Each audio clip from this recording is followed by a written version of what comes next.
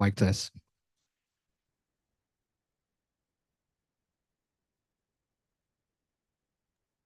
Thank you.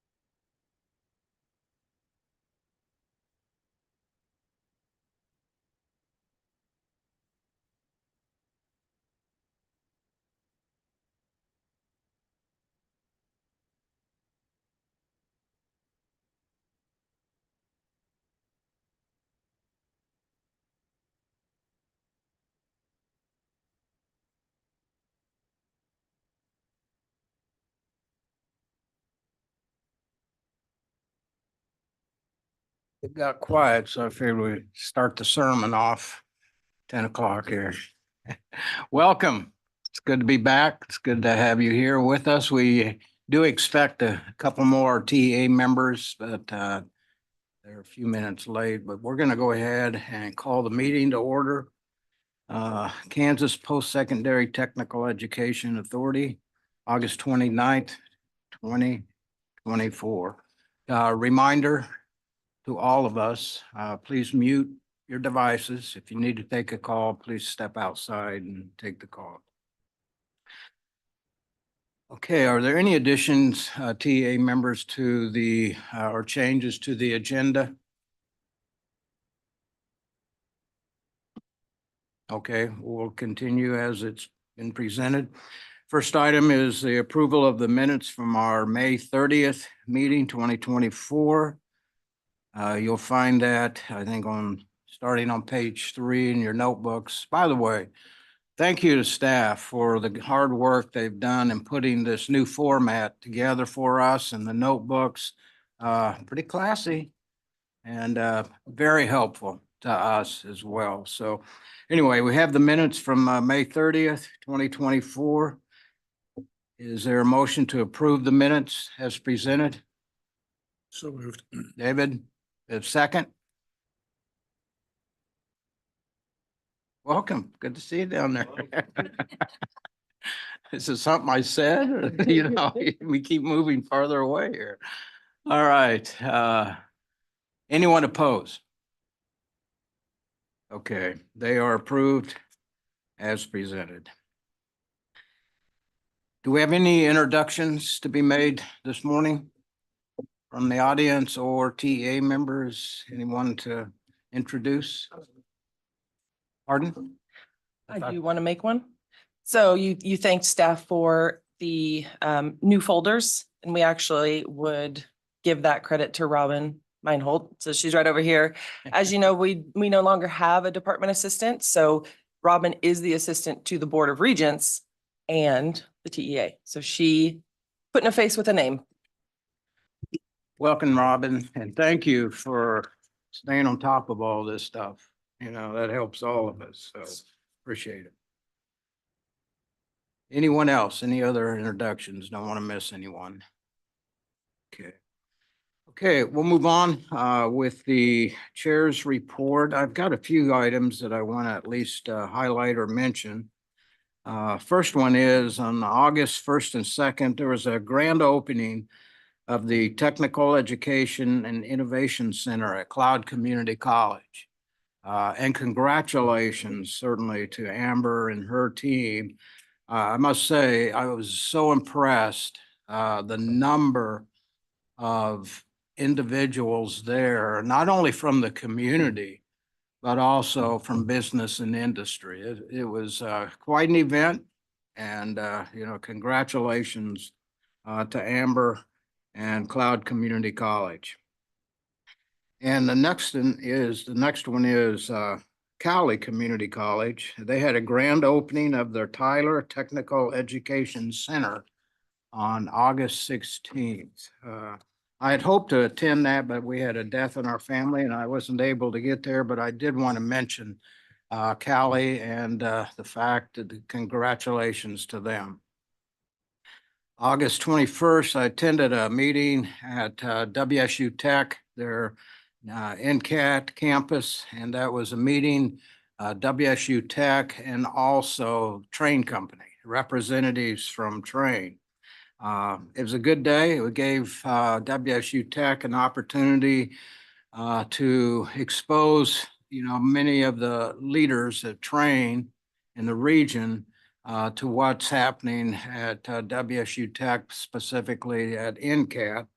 And their conversation, it's a first step, I would say, in having further discussions and exploring the opportunity for a partnership between WSU Tech and Train to provide customized training and to their trained technicians, but also I think an opportunity for continuing education for these technicians, since it is something they're required to get every 2 years, 12 hours of continuing ed. So the VP was there from the region from Train, and they had well, a number of individuals from Train that attended the meeting. It was very positive, and look forward to next steps. I told the VP at Train, I said, well, it's good to get the hug out of the way. Now let's get down to business. And he said, I'm with you on that. So we look forward to the next step. And then I'm sure we'll hear more details about this, but I just want to say congratulations to Jim. This afternoon at Manhattan Tech, they're going to have a ribbon cutting for the Advanced Technology Center. So did I get that right? All right. Beer. Oh, God. He keeps talking about the beer. That boy knows how to party, let me tell you. So anyway, so Jim, congratulations, and we'll look forward to hearing more about it. And you know, for those that can attend, it'd be a real opportunity to support them in that way. So that's my report, and I just want to move on and ask if any TA members have any report on their activities to make. Yes, Natalie? If I could have this on.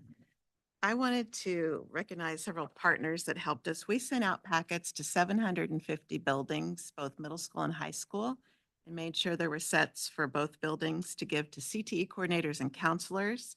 And it was focused around the individual plan of study and the Students' Right to Know Act that was passed in 2021. We sent out a cluster handbook, of all the clusters and pathways that are in place that could be chosen for this school year. The Department of Labor printed the labor market information posters by cluster and sent team members over to help us pack these envelopes. We also had copies of Today's Occupation, the new release showing occupations in Kansas. Higher Paths put in informational brochure. We had a link to the Students' Right to Know Act with links to degree stats and K-tip, information relevant to potential earnings and earnings of U.S. military. And finally, we had a work-based learning intermediary flyer giving contact information for school districts so that they know who to contact. And then we had QR codes. We wanted them to see it, touch it, and feel it, and know that every year that information is updated so that they can share it with families and students prior to October 15th at student-led conferences. So thank you to everybody that participated. Thank you. Anyone else? Oh, there you are. Oh, there I am. I'm on. I'm way over here. You know, I like to wait to the very end. Most of it's because I'm flying in at the very end. So with that, the year has been a wonderful. Everything that's been mentioned in terms of schools for middle school and high school, thank you. As you're thinking other people that are making it happen, we are certainly the recipients of that. This year, as an internal look at systems from a curriculum in, I have volunteered to teach in a CTE course for 4 months. And so I am looking forward to giving back reports. It's my own action research. You know, we talk about the career pathway from middle school through high, the IPS. So my 8th grade class is career exploration. And knock on wood, middle school is a treat between that and the regular role. And we're learning all kinds of things about curriculum and ways we can continue to build and grow and connect. And we visit K-State and we'll be visiting Washburn Tech. And so Dean Smathers was visiting TCALC actually. In fact, he saw my classroom. I don't think my students were in the class at the moment. So I do it 2 days a week part-time. And while it's a heavy pull, I think the dividends that it'll pay to learn and to improve systems and grow systems will be invaluable. So excited about that. But if I look a little more frazzled on a Monday or Wednesday, please forgive me for that. It's my wonderful 8th graders. But having said that, thank you, Dean, for visiting and being so visible. And thank you for the support from KSD. You're a brave person. 8th graders. You know, it's this piece as a board, at least for as a superintendent, it's hard to serve needs we don't know. And while I feel like I know from a superintendent's lens when I look in, knowing every week by teaching every week through the first semester, I can tell you right now is a very different level of looking in terms of industry and career exploration and IPS. And we're using some of the curriculum items the other districts and CTE sites have shared with us and the leader and me and just a variety of materials. So at some point in December, January, President, I'd love to maybe have some students come, some 8th grade students, and just give a reporting out of areas of continued enhancement for career technical education from an 8th grader's perspective, if that's okay. Oh, that'd be great. We'd look forward to that. So, anyone else? Mike? Ray, I don't have anything as exciting as that to report. But I do want to remind folks, this is a sales pitch, I guess. October 1 and 2 is the Workforce Innovation Conference out in Salina. The draft agenda is up. The keynote speakers are set. Casey Wolf will be ending our conference. And then we'll be kicking off the conference with the individual who was in the Oklahoma City bombing and her track back to success. So excited about that. And then, so that's October 1 and 2 in Salina. October 3 is the Department of Commerce To the Stars event in Great Bend, where we will be honoring businesses from across the state. That's it. Will we be getting invitations to that October 1 and 2? I'm Good going to deal. lean into April for that. And then October 3, the invites haven't gone out yet for that one. All right. Well, good. Thank you for that. Ray, Yes. I just, Mike, I went to the conference last year. It was great. I think I've said this and I said it at a meeting. It was a wonderful conference. or highly recommend people going. You learn a lot. And last year was extremely well done. So it's a conference worth attending. Okay, anyone else? Not, we'll move on in our agenda and hear from Vice President April White on workforce development activities. Thank you, Chair Frederick, and we will note to send out the workforce conference registration form because that is something our office will pay for you to attend as TEA members. So a couple of things that maybe you didn't know happened over the summer. The affiliation between Fort Hays State University, North Central Kansas Technical College, and Northwest Kansas Technical College was finalized. So you will start to hear us referring to those colleges by different names. So we don't want to confuse you. So North Central is now Fort Hays Tech North Central, and Northwest is Fort Hays Tech Northwest. Just probably should be able to figure that out, but wanted to let you know that that officially happened. So you will start seeing it in our issue papers, anything that we produce, and when we talk about them, we'll try to remember to use their official name now. How many committee meetings did it take to come up with that, I wonder? None of them are here. We would ask them. We can send Eric and Ben a request for information. Couple of things that we have done over the summer. The adult ed team has attended several professional development conferences. They also put on their annual summer program leadership conference. So that's something we provide every year for adult ed professionals. The Perkins team delivered Perkins 101 training at Coffeyville Community College, Dodge City Community College, and Salina Area Technical College. They've also do an annual Perkins coordinator training to update Perkins coordinators at our institutions with federal law. They also kicked off a mentor-mentee program. So seasoned Perkins coordinators can be matched up with our newer coordinators to help them through the year and figure out what they're doing. The workforce development team finalized the alignment with KSDE. So that's on your consent agenda. That's a big deal. That's going to be articulated credit. High school credit will articulate to college level credit, which is required by law, but also federal Perkins laws for us to do. We also did visits to colleges for their ribbon cutting. So Tobin Vera helped me when I couldn't attend. They did attend Barton Community Colleges and Cloud County Community Colleges. I was able to attend Callie's ribbon cutting of their Tyler Educational Center. And tonight, if Jim behaves, I will show up for his ribbon cutting as well. And Dr. Anderson did not mention that over the summer, she had a book signing in here and in Kansas City, and here in Topeka. Proceeds that were made from that book signing went to the Topeka Educational Foundation. So we thank her for that. So you didn't mention that, so I thought I'd throw that in there.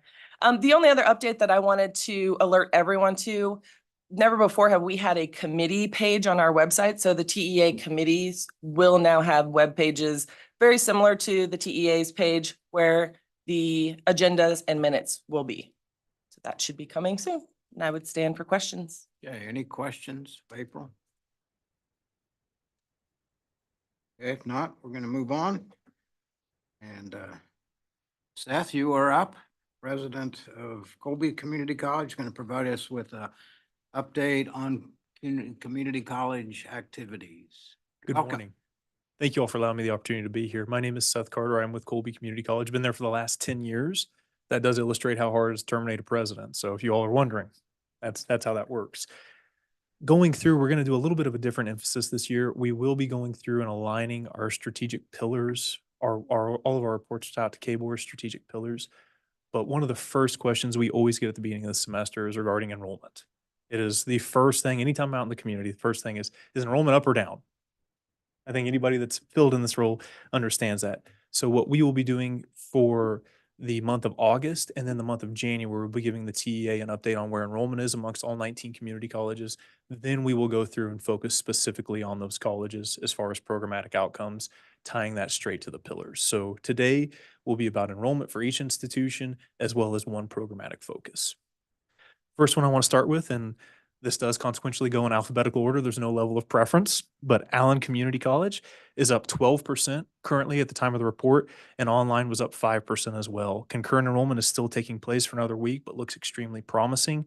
So please keep in mind, this really reflects the first week of enrollment, but the residential halls were completely full to begin the semester.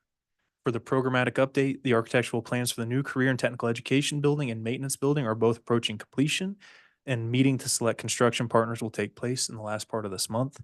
Allen is starting its first cohort of machining and manufacturing students in the fall. This is done in direct partnership with B&W Trailer Hitches, as they have provided the classroom with their facility in Humboldt, Kansas, so students can see real-time application of the skills and have the opportunity to train on their equipment.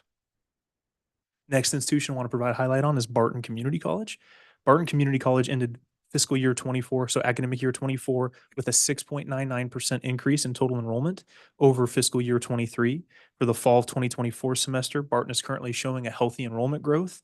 They were really hesitant to report anything out until certification day, which I understand, but enrollment looked very, very positive. This summer, Barton Community College completed construction on the new agricultural and transportation complex, which is home to their CDL, agricultural and crop science, animal science, and Barton's new CNH Top Tech programs. The new facility also houses a new scale for Scales Tech programs. The facility provides cutting-edge technology for each of these programs. Additionally, the Barton Practical Nursing program finished with a 100% first-time pass rate for their NCLEX.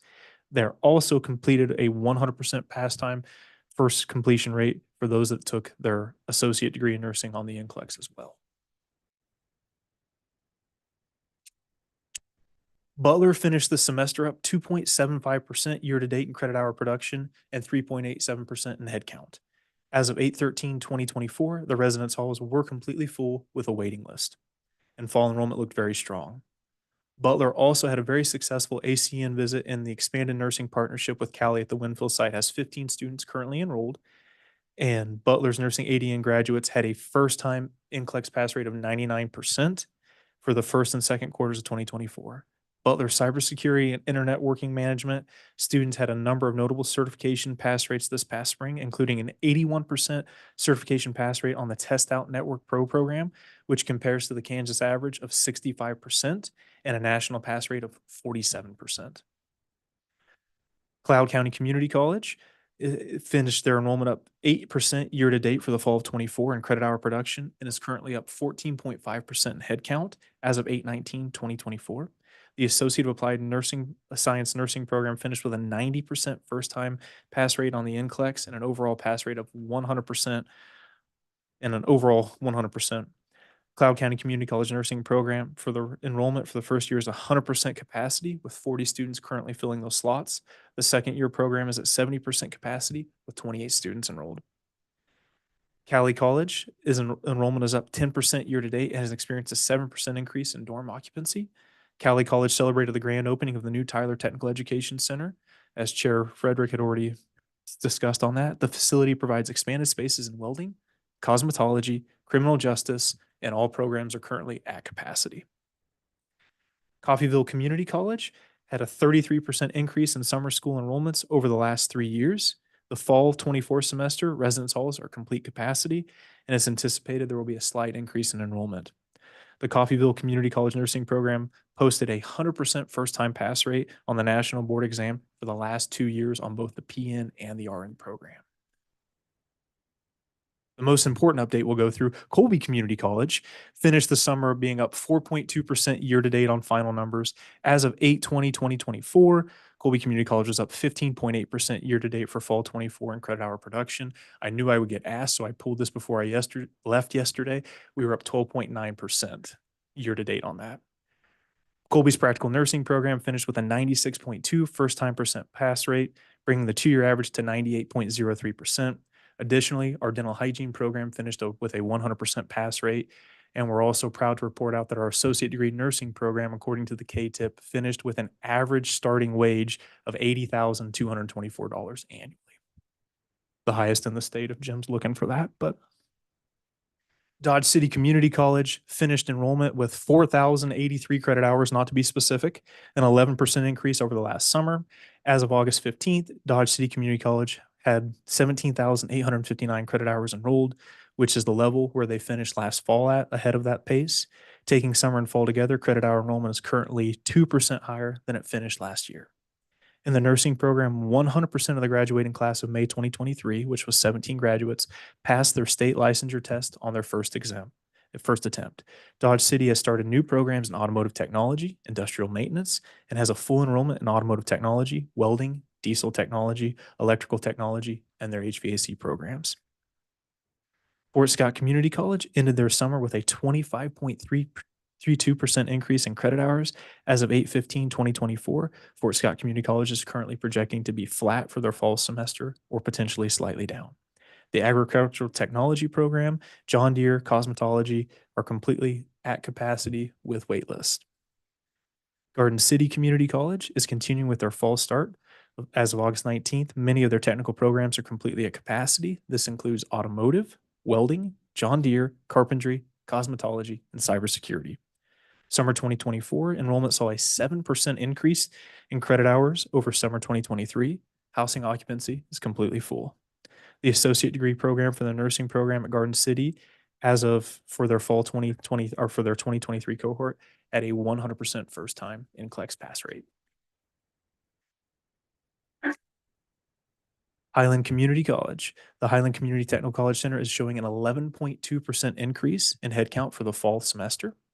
The Highland Community College Practical Nursing Program finished with a 100% first-time NCLEX pass rate for the second year in a row. Highland Community College is also excited about the expansion of their Precision Ag program and the Technical Center in Atchison, Kansas. Hutchinson Community College. As of 8/19/2024, Hutchinson Community College reported being up 2.12% in credit hours for fall of 24. Their CDL program is completely full with 200 students on a wait list. Radiology is completely full with a wait list. There are 25 qualified applicants that are currently on the alternate list.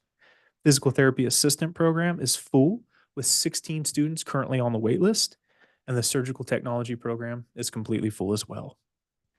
Independence Community College is currently in the process of migrating their entire data system.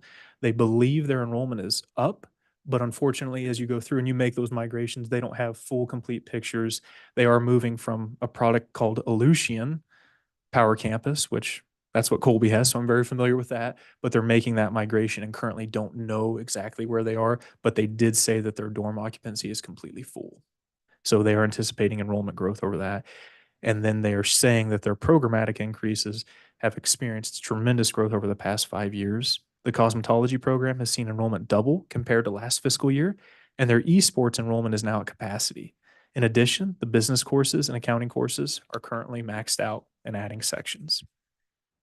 Johnson County Community College was up 5.9% year to date in total headcount and a total of 4.9% in total credit hour production as of 8/12/2024. Since the fall of 2022, when they returned to full operations post-pandemic, Johnson County is up 273.6% in total credit hour production. Johnson County's electrical technology program is bursting at the seams. With 265 seats filled this fall, they have a 98.8% fill rate and a 444 waitlisted credit hours. Kansas City, Kansas Community College for the fall of 24, unduplicated headcount is up 4.9% compared to fall of 23 and up 8.3% compared to fall of 2022.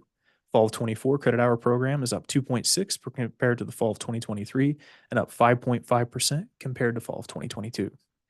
Kansas City, Kansas Community College is only one of 4 community colleges in the nation included in the American Association of Community Colleges Apprenticeship Buildings America, the Electric Vehicle Hub Initiative. Last month, executives from the college traveled to Washington, D.C. to meet with representatives from AACC, Tesla, Panasonic Energy Corporation of North America, Advanced CTE, the Association for Career and Technical Education, Feeding America, and the National Association of Workforce Board Members, SHRM Foundation, to develop a plan for the creation of an innovative advanced manufacturing apprentice model for other community colleges to emulate.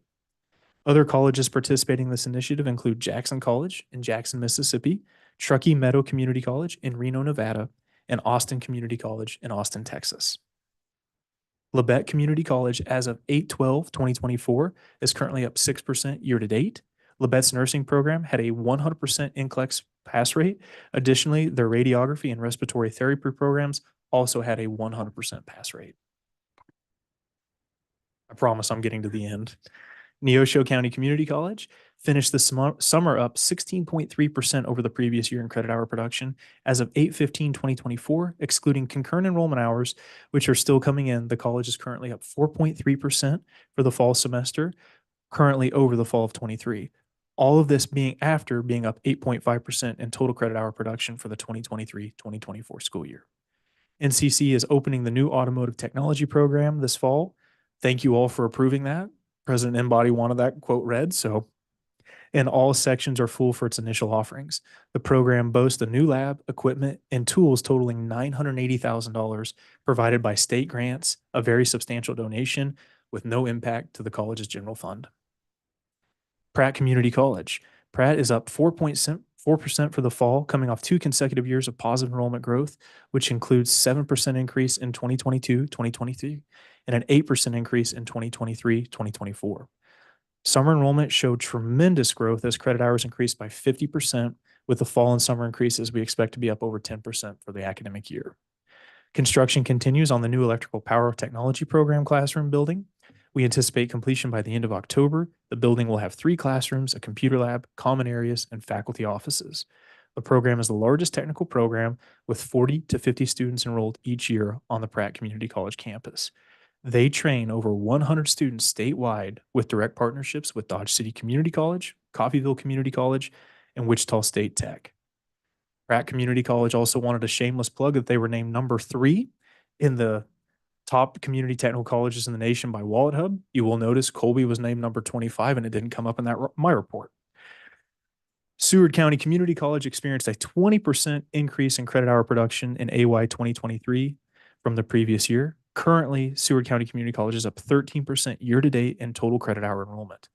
Seward County Community College will also house the largest resident hall occupancy in the history of the institution at a 118% occupancy rate. This is a large difference compared to the 35% occupancy rate they experienced a few years ago.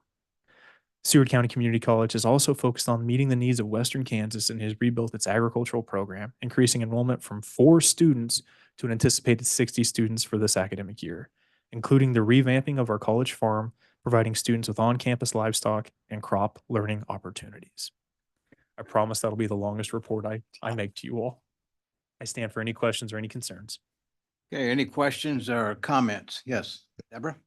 Seth, enrollments generally, or there's usually a correlation between economic times and enrollment increases.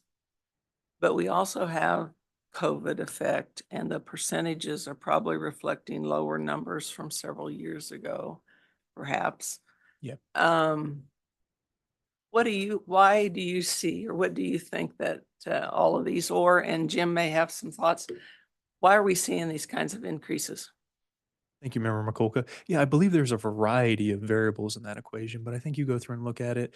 The community colleges didn't rebound quite as well post-COVID. So the tech colleges initially experienced that dip, and then they kind of came back strong. And the community colleges are just a little slower coming out of that. And it is directly cyclical to the economy. I absolutely do believe that when the economy is stronger, you do see traditionally a little bit less growth in the 2-year sector.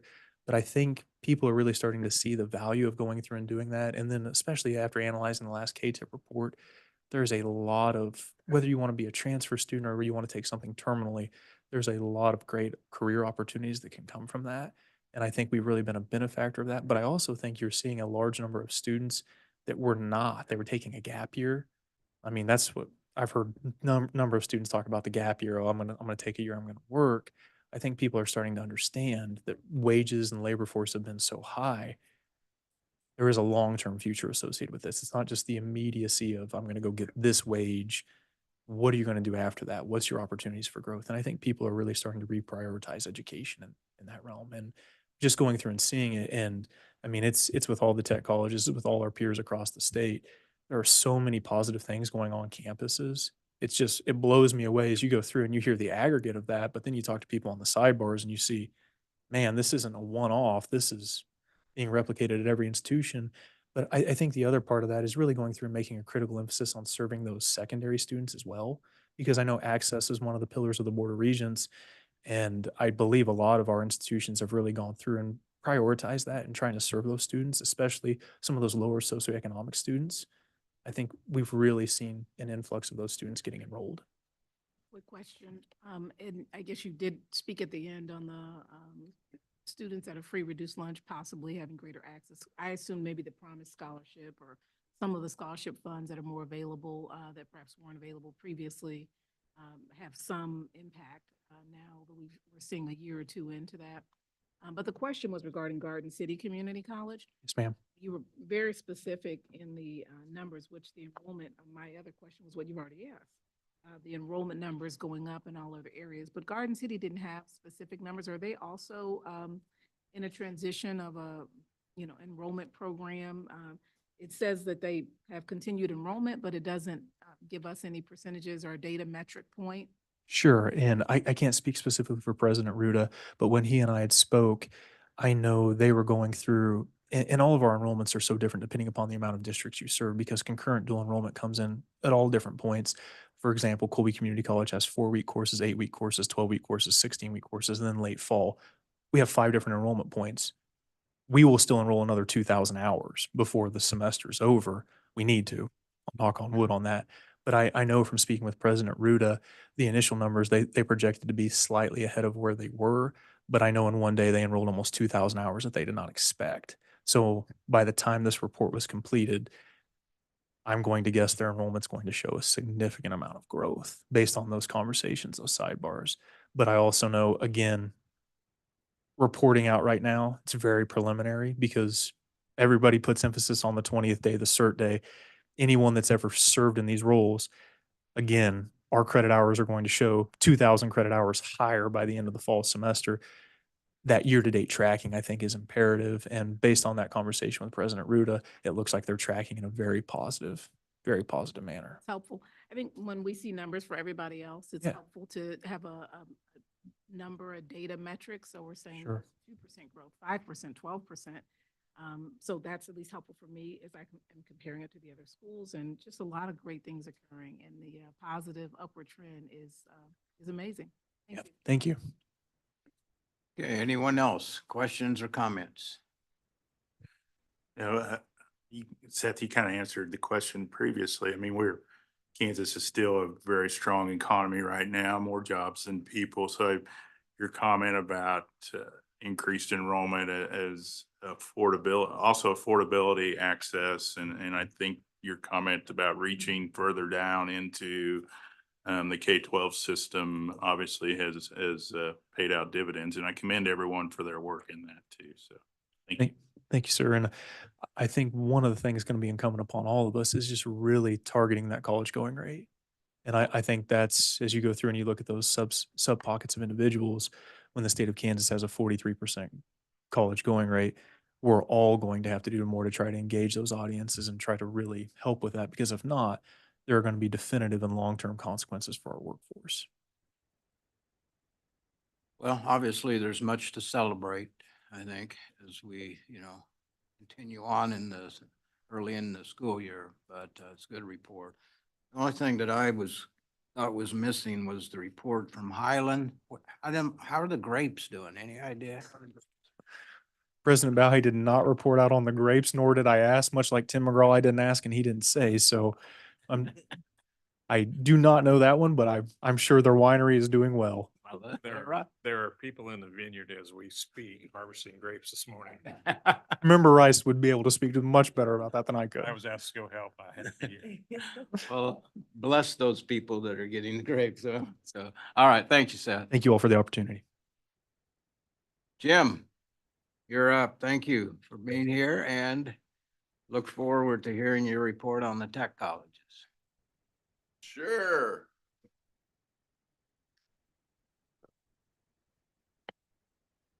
So you got me for another year. How y'all doing? Jeez. Ask us later. Should I? We'll talk. My report's a little less than Seth's. I have fewer institutions, and frankly, I have sometimes issues getting information from my colleagues because they're so doggone busy. Enrollment, yeah, it's nice to talk about now. It's all good news, but the real enrollment is later. So I'm not going to touch much on that. Washburn Tech, you'll see in the report, they've expanded customized and community training for business and industry by 50% from last year. And I know Seth and his group, our group, we've had some talks together, more of it separate, but we're trying to find some common ground. Business industry training is what's really emerging. And it's really where you get the most rapid return on the investment of the resources. So I know I've had several calls with Mike related to Caterpillar and Wamego. We're trying to do all we can to help that community. We'll talk more on business industry training in a bit, but congrats to Scott and his crew. They've expanded internships and apprenticeships. They're putting together a new built business industry leadership team approach with automation systems technology. Wichita Tech, you know, we're all chasing Sherry. She's our idol. And you'll see, you know, Senator Moran, along with Wichita State and IR, et cetera. They had the CEO of Boeing, the new chairman of the board at the National Center of Aviation Training. They've had more work with robots and automation facilities at the Gene Haas Innovation Machining Lab. Even though the aerospace industry goes up and down at times, the work Wichita Tech has done on base manufacturing is huge. April mentioned about Northwest and North Central, now part of Fort Hays. Congratulate them. That's not an easy process. And then didn't know if you saw that the Educational Credit Management Corporation provided the institutions and the university with a grant of over $460,000 to help with the affiliation costs, because that's not inexpensive. Karen's here with Flint Hills Tech. Some of the updates I got from that institution, with the ones I'm really cool is their expansion of evening classes and courses delivered in Spanish in industrial engineering technology. That's pretty significant. Tapping into that workforce is huge, and the ability of Karen and her crew to get that done is fantastic. Greg's here. He's got framing going up for their new industrial maintenance and automation building. And as you'll see in the report on Salina Tech, they've had a great celebration with the Kansas National Guard training site, 235th Regiment. A lot of stuff going on there with credentials that have helped over 60 soldiers. And then, as with all of us, Greg is doing a super job working with the chamber and area companies. Part of that is targeting the bulk solids training facility in Salina. The pleasure of leading a group of giving report, I get to brag about my place a little bit.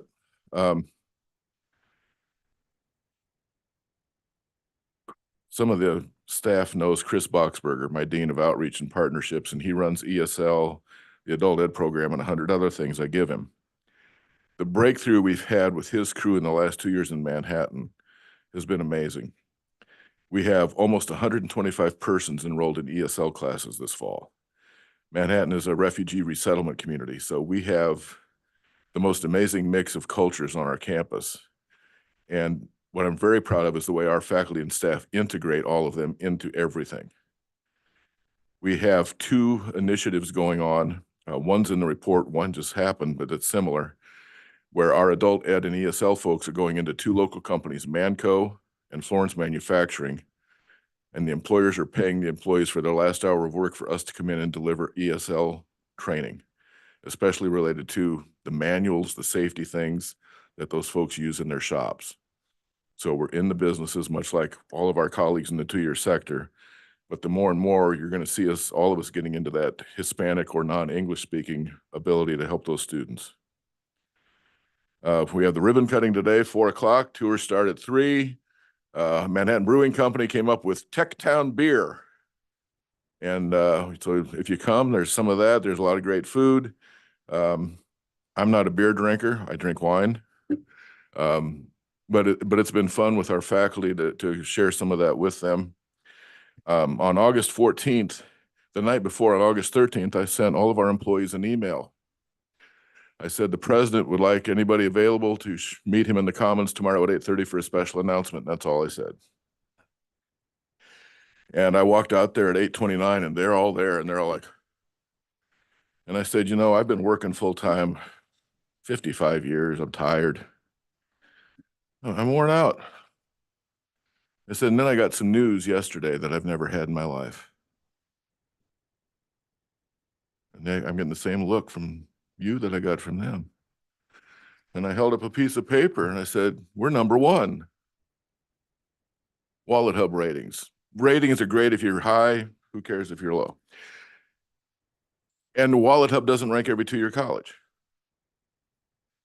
But their metrics are good. And I sent the information about us being number one in the country to an economic development consultant that I know. And he responded not just to me, but to the chamber staff in Manhattan. He said, this is legit. And they ranked about not quite 700 two-year colleges on different metrics: cost, student outcomes, earning power, debt, et cetera. But I appreciate this summary, and actually the Kansas colleges that were surveyed did pretty well. But I think this is something for us all to focus on. Cost is one thing, but the report said graduates of MATC earn a median salary of over $50,000 a year, the fifth highest among the schools in the report. It also has the lowest student loan default rate. Well, that's a little bit COVID influenced, isn't it, for all of us? The fifth highest graduation rate and the third best retention rate of students between years 1 and 2.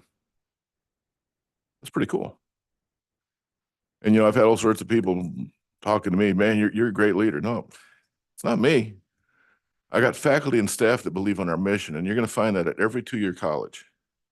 We change people's lives.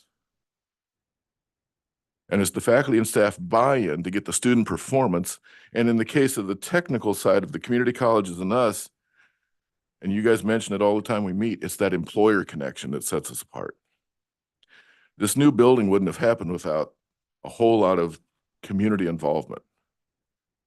The city of Manhattan is kicking in $1 million over 5 years. Dave, I don't know if Highland ever did that. I'm sure they helped you, but it was like $1 million. That's great. I've had 9 either individuals, private foundations, or businesses give me donations of at least $250,000 or more. HVAC enrollment, new capacity, more capacity. HVAC enrollment's up 60%. Construction's up 25% because I got room. But the bigger thing is the image in the community and our connection. This consultant on economic development for the Manhattan Chamber issued his report to their investor board about a month ago. And I'm going to give it to you the same way he gave it to them. You folks have been too reliant on K-State and Fort Riley. You've got to diversify your economy. And the one positive thing in his report was you got the means to do it with Manhattan Tech. Look at what they're producing. Look what they're doing. That's the same with all of us in the two-year colleges. So if you'll forgive me for getting off the report for a moment, we've had preliminary discussions scratching the surface about collaboration. So I'm going to ask you to help drive that, to challenge us. What can we do? I'm going to say, like Seth and Ben, Northwest Kansas, what can they do? What can you do to push them?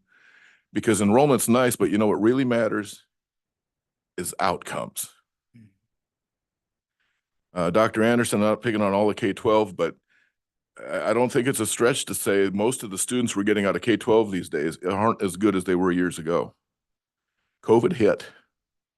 We've got some issues. Not every district, not every school, but we're definitely seeing issues with math, reading, speaking, motivation. And the answer, as I've said to some people from this committee and the regions who have asked me, the answer always seems to come back to the two-year colleges. What can we do to help? So I really think it's time that we roll up our sleeves and start talking together about how can we help? How can Scott help the Topeka School District? You're doing stuff, but what more can we do? What can we do working together? Me with Cloud County, me with Salina, to help work for employers and get more people into the pipeline. He mentioned the college going rate, and it matters. And last spring, the Regents had a study that showed we need, I think, 30,000 more bachelor's degree recipients in 10 years. And as you know, I say what's on my mind without always thinking, but there's some low-hanging fruit there. And April discovered it the other day as well. You've got all these tech students. The tech colleges retain thousands of people in the state in jobs. I keep 86% of my graduates in Kansas. How many of them go on for a bachelor's degree? The primary reason they don't is, one, they see the degree is irrelevant and the hoops they have to go through on the academic side is irrelevant. And I have talked to the new provost at K-State, and I've mentioned this to the regents. We need a 21st century applied bachelor's degree that accepts students with technical certificates and programs for that, takes their work experience and helps elevate them with project management, supervisory management. And here's the kicker, the Higher Learning Commission that accredits all of us, they made clear in their president's meeting this spring, we expect innovation, we expect change, and we expect you to get students through the pipeline more rapidly. I mentioned before, federal financial aid, VA benefits, they're nice to have, they're great support, but they also trap students into seat time, credit hours. We have some students that could accelerate if we can untie the hands. That also gives our teachers more time to work with the students who need more help. So I'm sorry I'm pontificating, but I really think it's time we sit down and start hammering out some pilot ideas on how we collaborate and help more students to be successful and try to move more of them into the workforce. We're good, we're doing good things, but we got to think outside the box. And with that, I'll be glad to answer any questions or tell you any more logistics about this afternoon. We do have a band playing at 5 if you want to hang around, the Grateful Dudes. Any questions, comments? Well, you were preaching it. I do have one for you, Jim. So who of our universities, who is doing the BAS degrees the best? My opinion, you'd have to check. Your opinion. Colleagues, but you know, Pitt State for sure. Okay. I know Fort Hays have made some changes. But as I talk to some of our employers, they're looking for those options, especially I would say in non-healthcare areas, but even so in healthcare, that supervisory management, project management, where they can take that combination of what they learned from us plus work experience. And I think that's pretty low-hanging fruit to help get to that number of bachelor's degree holders, if we don't get too much academic traps in the way, frankly. Thank you. Thank you. Yes. It's a great idea. The idea of collaboration and looking at the bachelor's of whatever it is, applied science. Some of us have talked about that for a long time. So I just will say, I am happy. I will offer to participate in any kind of activity that I can. It sounds like a great opportunity for a very collaborative grant application. I'm just saying, I think it has a lot of potential and there's a great need. I think we could set up a Teams or Zoom call fairly soon with those who want to start talking about it and get this thing moving. It's not rocket science. Okay, anyone else? Thank you, Jim. Okay, we'll move on in our agenda. We have, next item is approval of the consent agenda. And you'll see we have 3 items from the curriculum committee on the consent agenda. Mike, did you want to make any comment? I won't make any comment other than to move to approve the 3 items on the consent agenda. Okay, is there a second? Curtis seconds. We have a second. Curtis seconds. Okay, thank you, Curtis.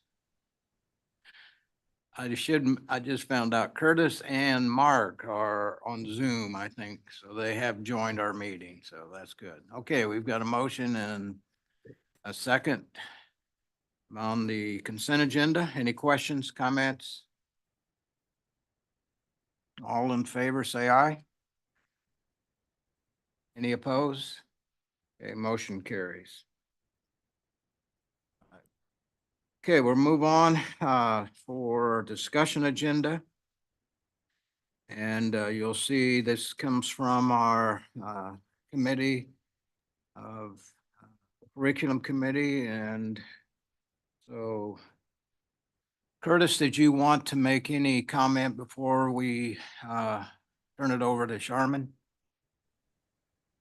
Just to plate this up a little bit, first of all, I do want to apologize for being late and not being there in person, dealing with some health stuff this week. So I apologize for that. But I will tell you that the committee met to talk over this issue of extraordinary costs, both generically and in particular how they relate to the calculation of the cost model for some of the healthcare programs that I think Charm is going to walk you through.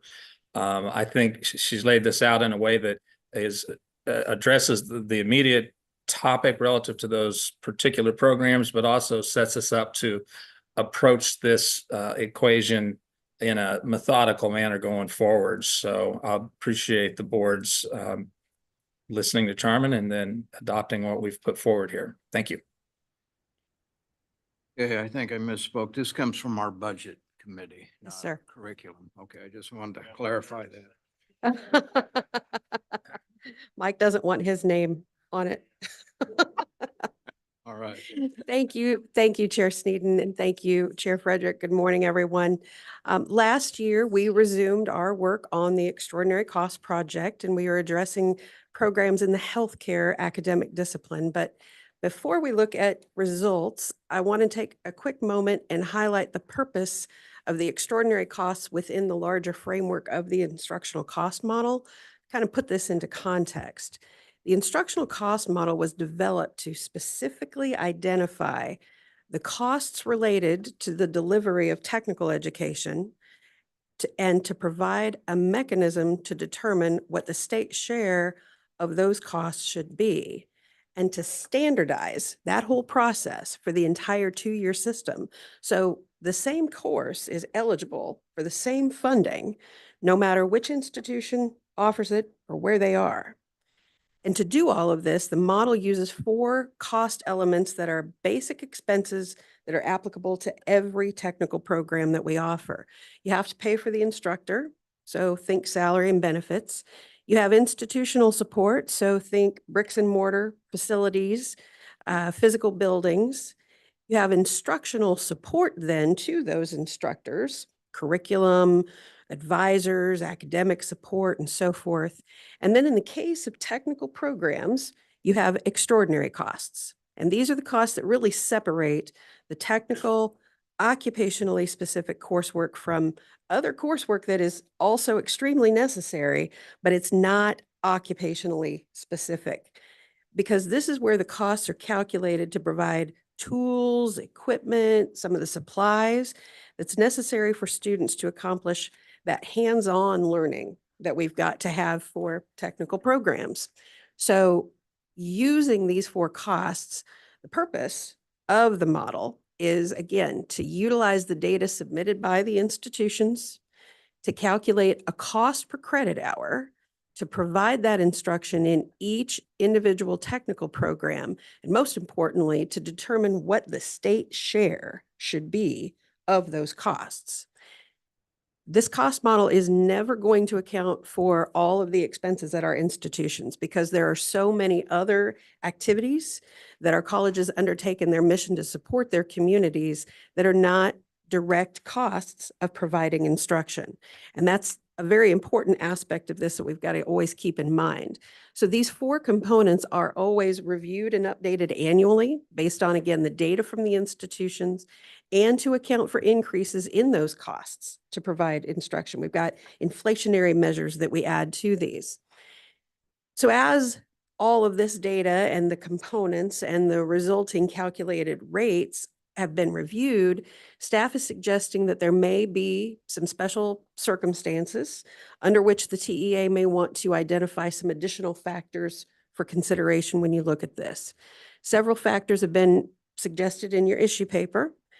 These could provide some rationale for consideration for any deviation from the calculated rate for cost model components. And we would also always add the caveat that any of these circumstances may require additional data from the institutions beyond the incredibly significant amount of data that they already provide.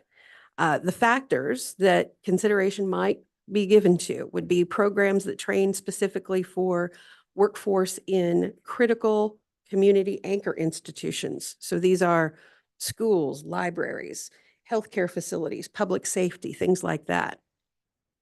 And these occupations would be high demand occupations based on our Kansas DOL data, that also these occupations are stackable. They're part of a stepping stone, if you will, in a career path to other high demand occupations. They also require licensure or certification at each one of those levels before someone moves on. And additionally, I would just say the assumption is that the recommended deviation would likely include increasing the rate versus using what the calculation suggests. So another factor to include would be, these would be programs for which significant additional funding support has occurred at the state level.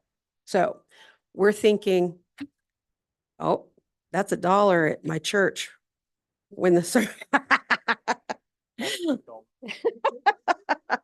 So we're talking about programs that support workforce for critical community anchor institutions that are high demand, that are a stackable process, stackable career path, requiring licensure and certification, and situations that additional state funding has been provided to support the workforce for those occupations. Because at this point, what would be being recommended, to put it pretty plainly, is for additional taxpayer dollars to be contributed in support of training for these specific occupations. That's where we end up. So it's important to also note that these factors are not being suggested as an either or. I'm suggesting them as an entire package. So when evaluating whether or not a deviation from the calculated rates might be appropriate, I'm suggesting here that the occupation and the program in question would be characterized by all of the factors described here. Consequently, this would be a rare occurrence where we would consider deviating from the calculated rate that's recommended. Because remember, the entire point of the model for each component is to identify the costs to deliver technical education with a standardized mechanism to determine the state share of those costs. So before we look at actual results, because that's next, I know you're excited, I'd like to pause, see if we have any questions, and if we could talk a little bit about this recommendation specifically. Okay, questions? Thoughts? Yes, Natalie? So Sherman, as I was listening to you, how would something like the WSU Tech program for the paraeducator going on to be a teacher, would that fit into this? Well, what I would say is that would be certainly part of supporting a critical community anchor institution. I believe that it is a high demand occupation. I don't know it off the top of my head. I'd have to look, but we would want to evaluate the stackable nature of it. It does have a licensure or certification.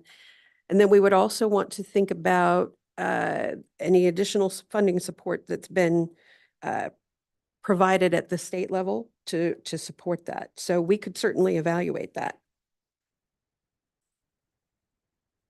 That's an excellent question. When you think about the teacher shortage, may not be high wage, but yet. And when we continue into the rest of the extraordinary costs as we work through the rest of the programs in the next couple of years, since that's such a new program, there will be, I don't know what kind of costs they've incurred for that yet. What kind of extraordinary costs would be required to support that? So that would be a question that we would have a lot more data to answer in the future, hopefully.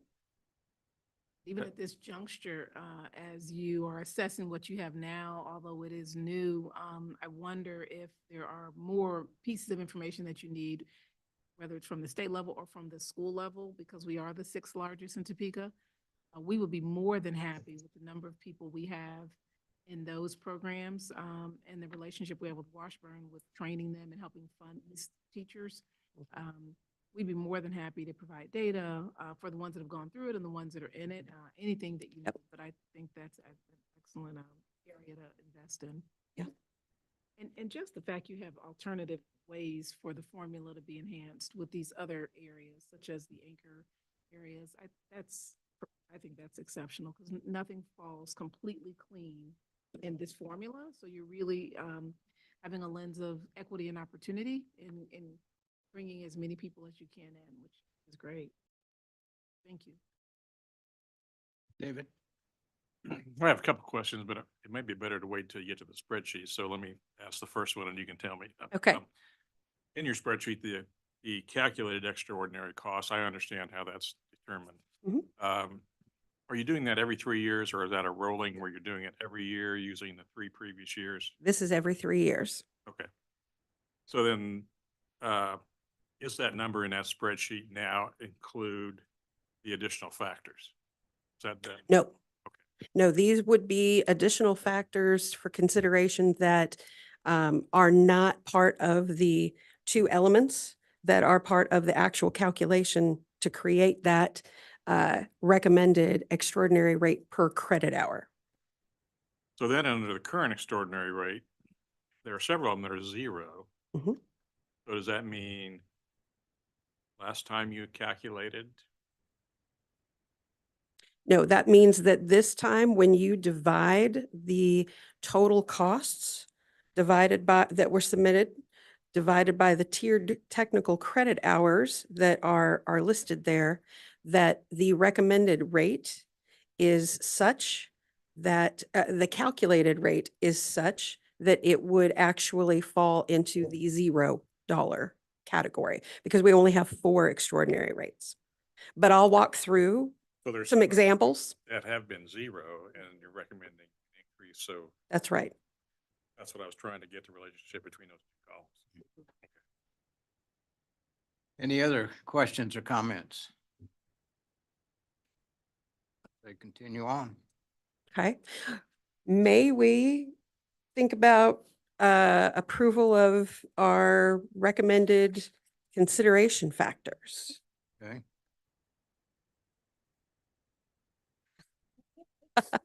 I suppose as, Mr. Chair, as the chair of this committee, I think it's in bounds for me to move that the board adopt those standards of variance that are set forth in your packet. So I would do so if you agree. Yes. We have a second? Okay, Tiffany. Second. Right. Any additional comments, questions? All in favor, say aye. Aye. Any opposed? Carries. Great. Thank you so much. So we have finalized this round of data for the extraordinary costs for healthcare that were identified last fall, and we've used cost data from fiscal years 21, 22, and 23. These correspond to academic years 21, 22, and 23. And we've received this data from all of the institutions that offer each of these healthcare programs. It's important to note that the change to using 3 years of data instead of 5, as well as using the most recent 3 years, is a result of discussions that we had with the community and technical colleges in the spring of 2023. So the formula itself is extremely simple. It is to divide all of the reported expenditures for a given program by the total reported tiered credit hours that were delivered for that program.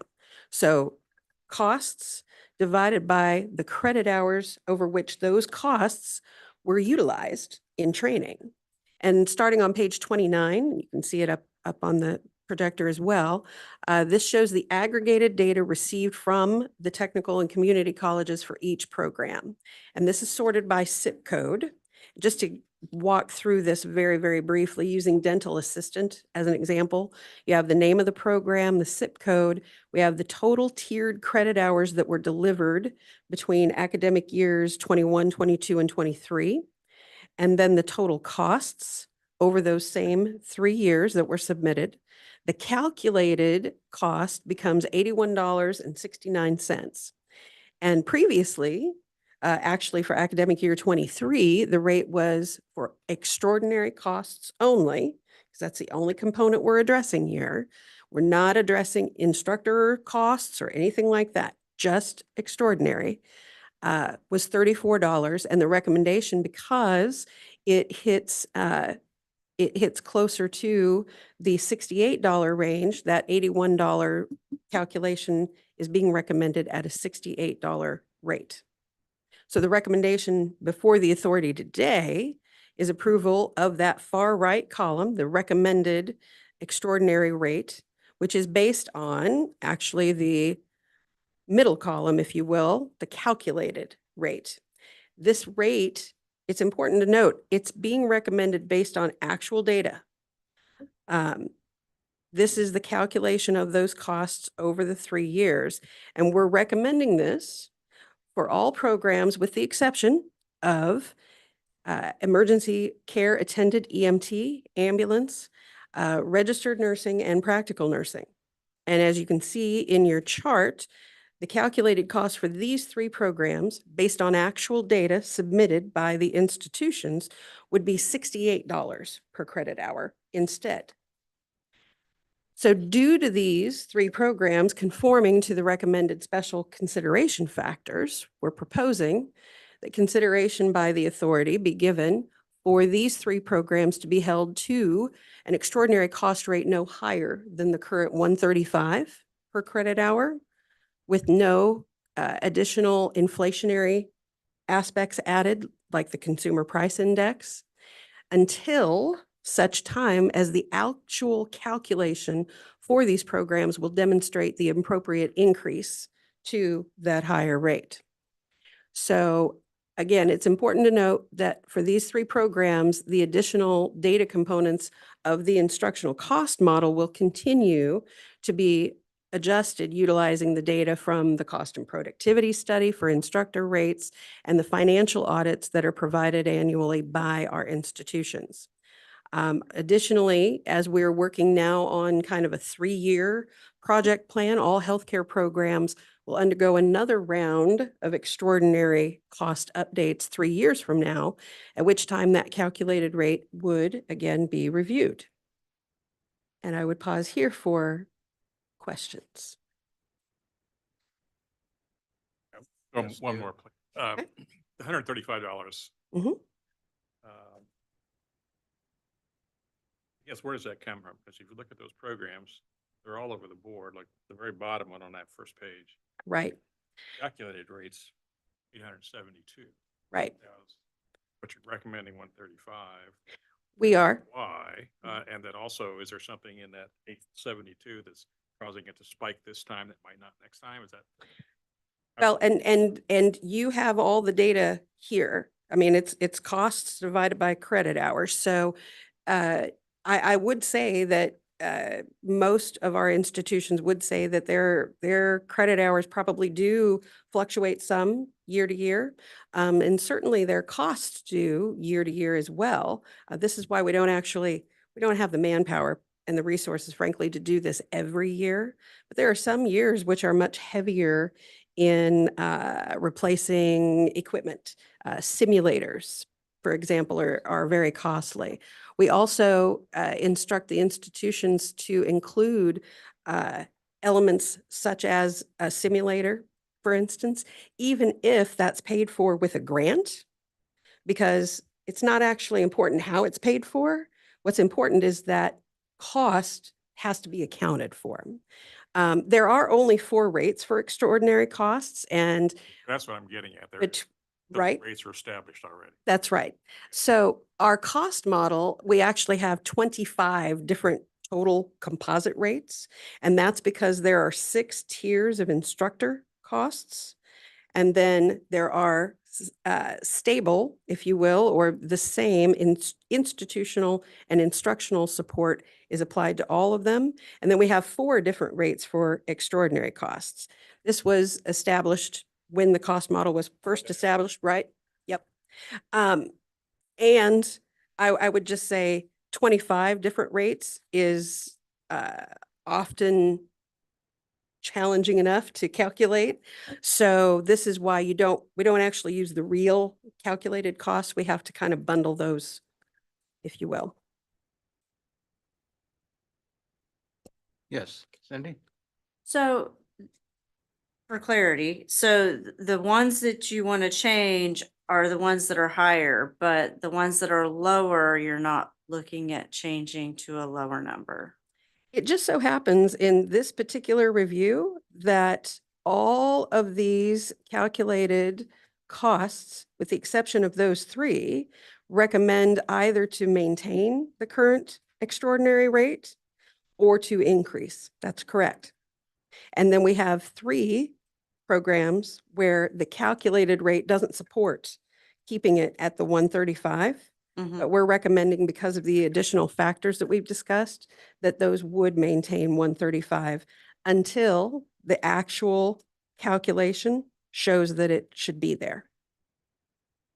So in essence, end game is everything stays the same or increases in healthcare.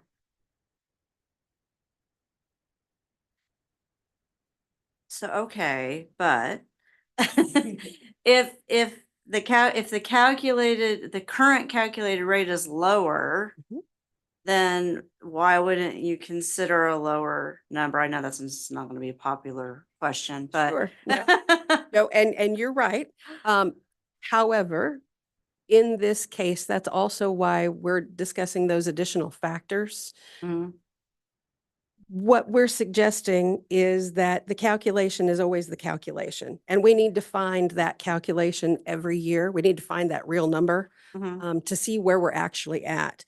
In the case of these 3 programs, when you look at this, their costs are significantly higher than other programs. I mean, just looking at registered and practical nursing alone, Mhm. significantly higher costs. Alongside that, you also see significantly higher credit hours being delivered, over which those costs are being divided, if you Mhm. will, in that calculation.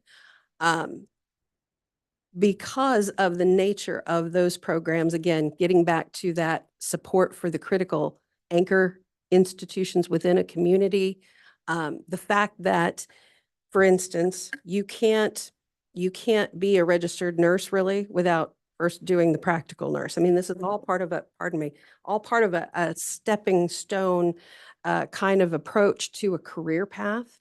And each of those occupations in and of itself are high demand. Actually have been for well over a decade since I've been looking at our reports from DOL. So in addition to that, there's been significant state dollars also contributed towards Mhm. these programs. Because of that, we feel that it would be appropriate to also think about this in terms of, should we, as a state, be contributing even additional funding to this training? And it would seem to merit that. But I appreciate the question, because there's a reason why we have to also fall back on the calculations. I mean, the numbers do what the numbers do, and all of this data comes from the institutions. Okay, thank you. Any other questions or comments? Couple things I'm curious as, just, you just mentioned it. I mean, it's something to always, for us to keep in mind, that this data is not your data. It's coming from the institutions. We have no data. You're right. Okay, Yes, sir. all right, so you're only reacting, responding, and on the information, the data that you receive. That's correct. Uh, I know it can be a complicated situation, no doubt. What help is available to institutions as they wrestle with this process? Sure. So a couple of things. We met with the community and technical colleges back in 2023 after we had reviewed the healthcare programs in 22. We made some additional modifications. We try to, with every time that we roll this out, what I provide to each institution, to their CFO, is a spreadsheet. It's an Excel spreadsheet and it's not fancy, but it has a tab for every single program that they offer that we're reviewing. And it has a standardized format that we're asking for those costs to be provided just year by year. They can provide one-time costs, they can provide depreciation. We accompany with that some guidance that we update annually as we try to get better and better about providing examples. Here's what to include, here's what not to include. And as that data then comes back into us, we go through that. We contact the institutions. I've had institutions shoot me a spreadsheet back and they say, we don't offer this program. And I say, actually, it looks like you do. And I really want you to provide this information. They'll have questions along the way. Is this appropriate? Can I put this on there? My recommendation to them, because they're usually contacting me directly, is put it on there. I might need some more information. Let's take a look at it. In some cases, I've had institutions send me a copy of an invoice so that I can get a make and model number for something. One institution submitted they put it in dental and it was a scanner. I said, wait, what's a scanner? You know, tell me more about this. And they're like, well, it's a scanner for the dental program. Okay, shoot me the make and model. Well, it ends up that it is a scanner, like if you've ever been in your dentist where they're taking pictures and x-rays and so forth. Okay, this is clearly very occupationally specific and it belongs in extraordinary costs. And then there are times where there's information submitted that we kick it back and say, this cost that you submitted here based on the information you've provided would actually fall into instructional support or institutional support, so it would not apply. We've had institutions that have provided estimates of what they think their costs were, and I've kicked it back and said, no, I need your actual costs. And oh, by the way, I think this looks a little light. I think your costs would have been higher than what you're estimating here, and I want you to provide all of that. So would never say that it's a perfect process, but we do try to provide a lot of feedback along the way. I will send a note back to institutions to say, hey, I don't see depreciation included, or I don't see anything that might have been paid for with a grant. You don't have to tell me that it was paid for with a grant, but if you do, it lets me know that you evaluated that category and you included things that belong there. So.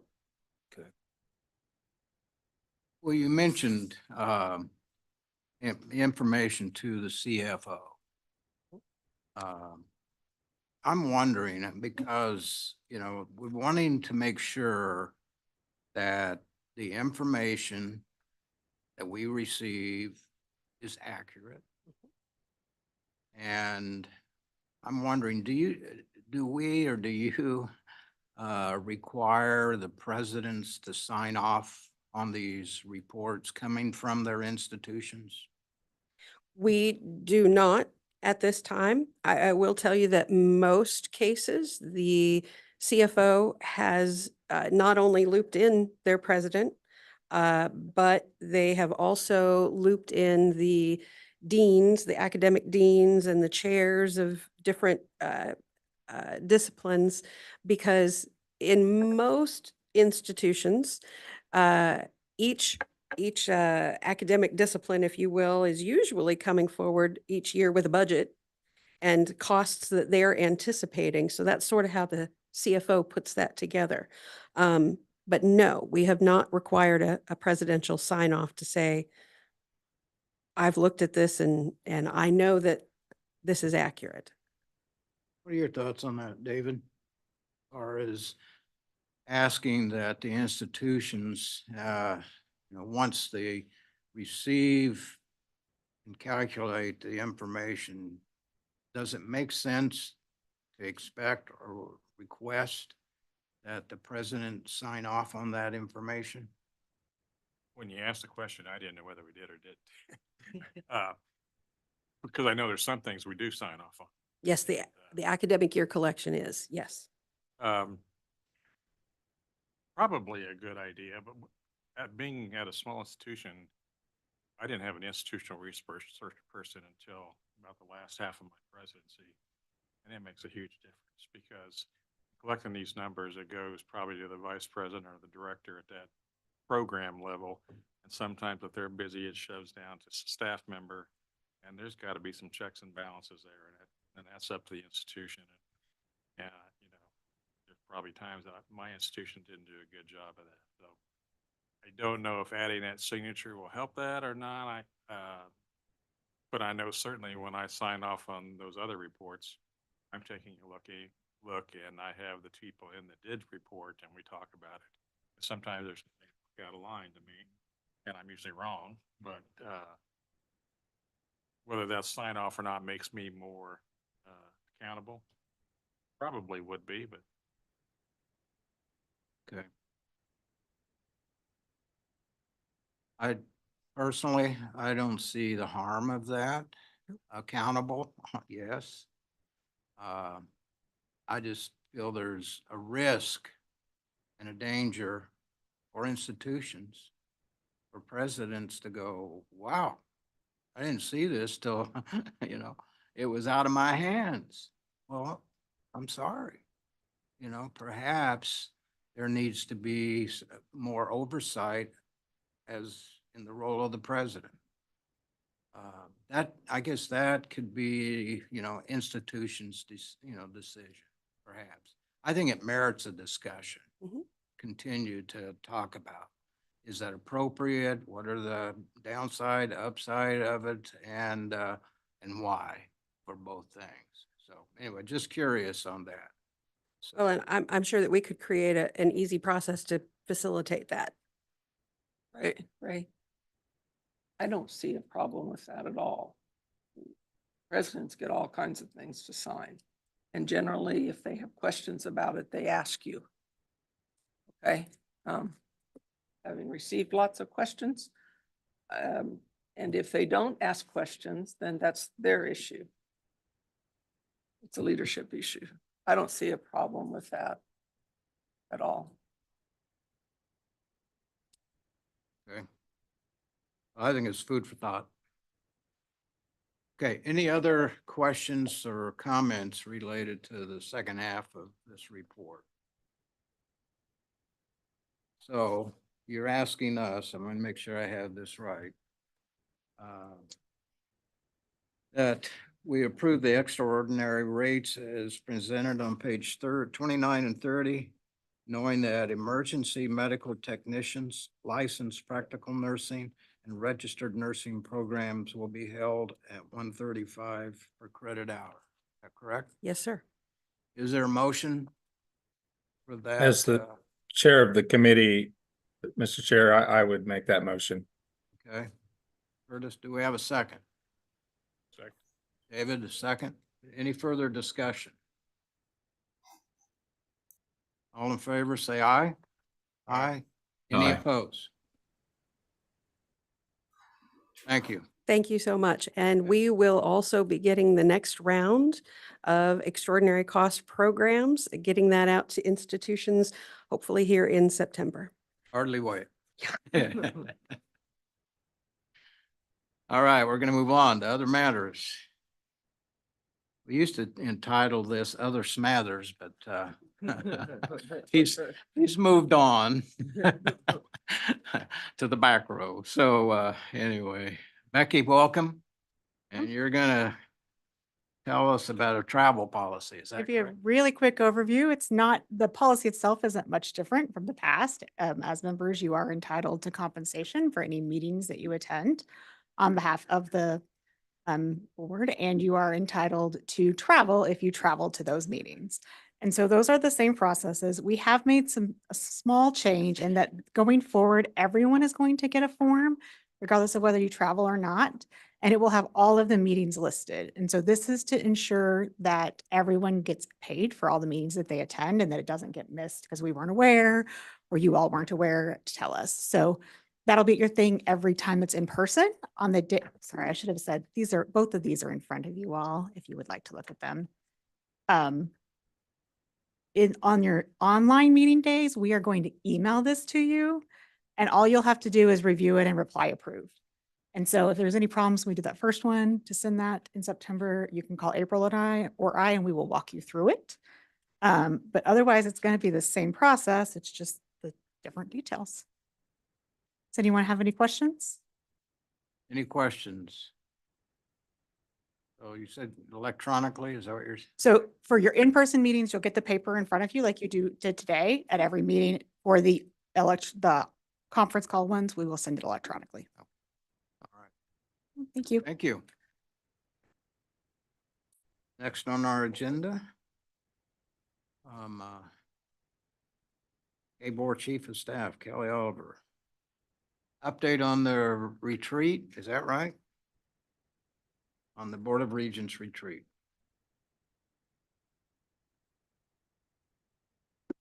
Good morning. I think we're good now. Thank you, Chair Frederick, and good morning, members of the authority. I'll just give you a quick update on the board's retreat that they held in Wichita at the end of July. We had members from and representatives from their community and technical colleges there. We also had the board and state university CEOs as well. So on Monday afternoon, we heard from Ed O'Malley, who is the CEO of the Kansas Health Foundation. He gave us an update about how they're looking at health outcomes and health metrics across the state and how Kansas has dropped in our rankings compared to other states. At one point in time, we were ranked 8th in the nation in being healthy, and now we have dropped to 29th. And he's really looked at what are the determinants of health. And one of those main determinants is education level. And so talking about that with with him. Then on Tuesday, was really about the budget. And so recommendations that came from the authority went to the board. They discussed all of those in addition to requests that came from individual institutions or from the community and technical colleges as well. There was over almost $500 million worth of requests that came forward to the board, and they went through each of those items and talked through those that day. At their September board meeting, then they will actually probably pare that request down somewhat, that will actually go forward to the governor and to the legislature as the request for the system. I will note that a couple of those requests in the meantime,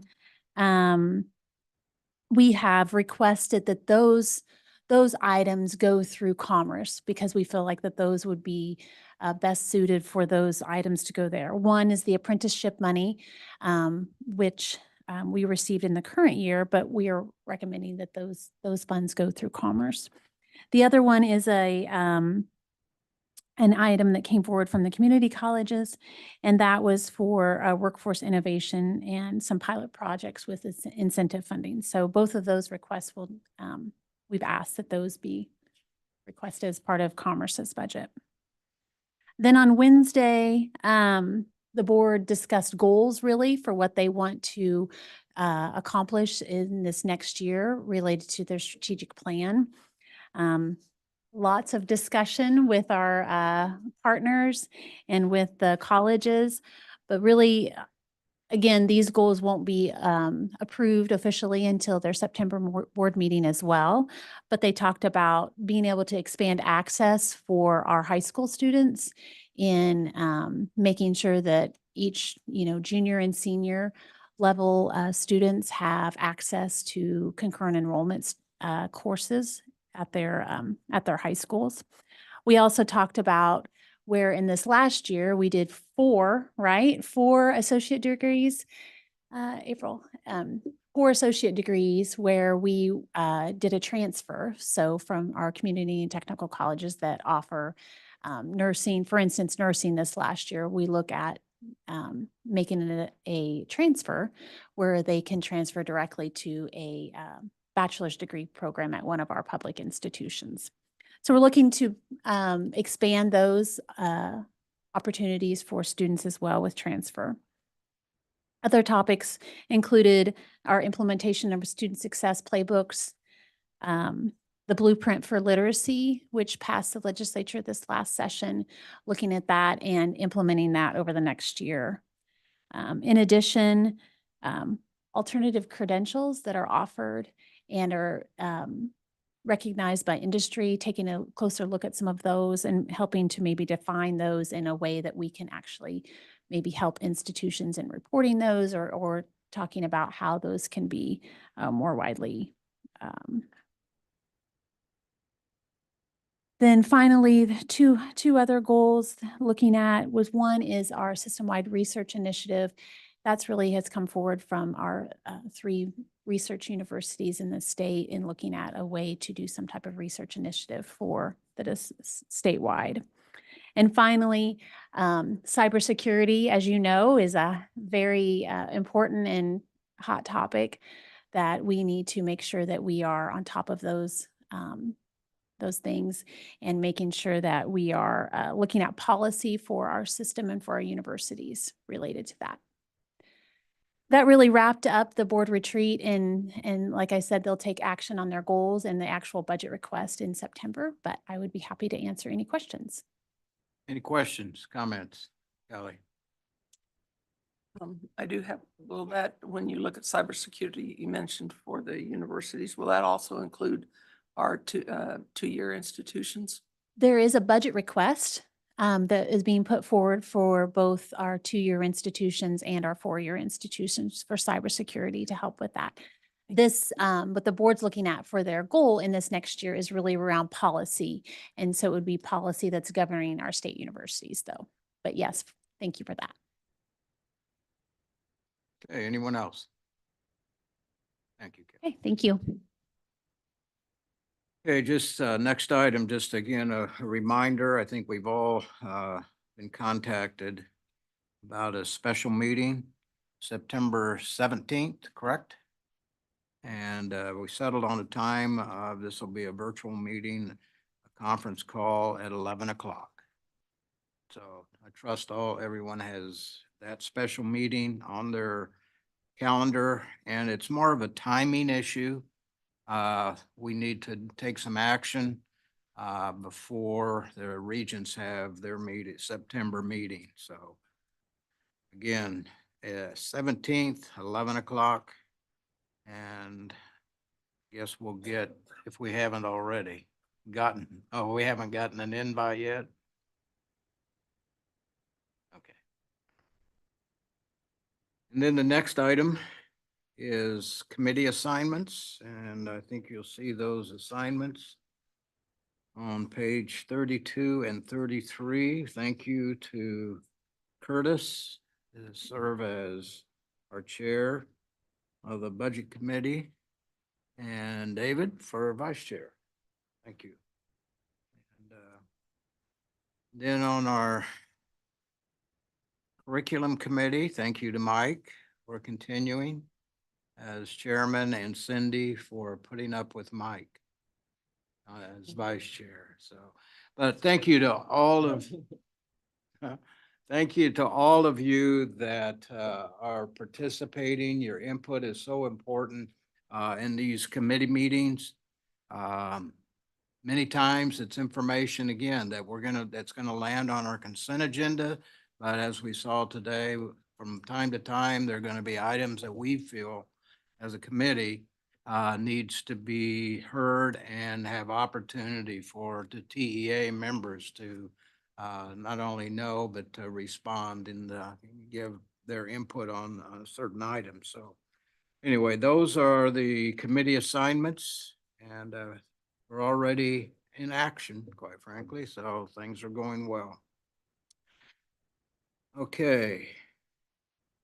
Responsibilities of the TEA, page 33. Did you know we had responsibilities, everyone? So I think it's always good for us as a group to, be reminded of what we've accepted and what we've said we, have a responsibility to do in the business that we have to conduct.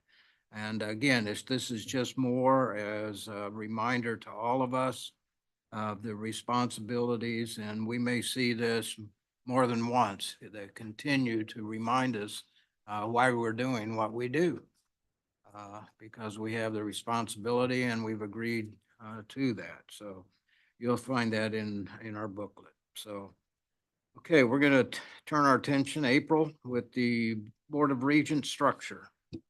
Thank you. When we were preparing for this meeting, we kind of thought we often bring in like Kelly Oliver that was just here or Becky Pottabaum who was just here, but we never actually explained the structure of the board office. So you guys see the 15 of us every month, but there are about 50 other people that work here. So we kind of wanted to go through that to tell you what is the structure of the Board of Regents. So on page 35, you will see that the TEA is a committee to the Board of Regents. So you and President Flanders are responding and reporting to the Board of Regents. So then underneath President Flanders, you have 4 categories, but really 5. Kelly being the chief of staff is new, so that's a newer process for us. So I was just going to briefly explain those 5 categories. As I said, Kelly is the chief of staff. She has taken on all the communications. So anytime we do press releases, anything like that. Also the new literacy act that she spoke about. So former Regent Lane has taken over that and will be working to update, I think, K-12 curriculum to include literacy training and upskill all current teachers. So that's a big undertaking. General counsel, pretty self-explanatory. They keep us in line and make sure all the policies that we put into place match the law. So they also help us with our federal funds that come in. So later you'll hear Hector and Vera talk about their federal funds that they manage. Our legal staff make sure that we are meeting those laws. Finance and administration. So we have Elaine Frisbee come in quite often. She'll be here on the 17th to talk about the funding.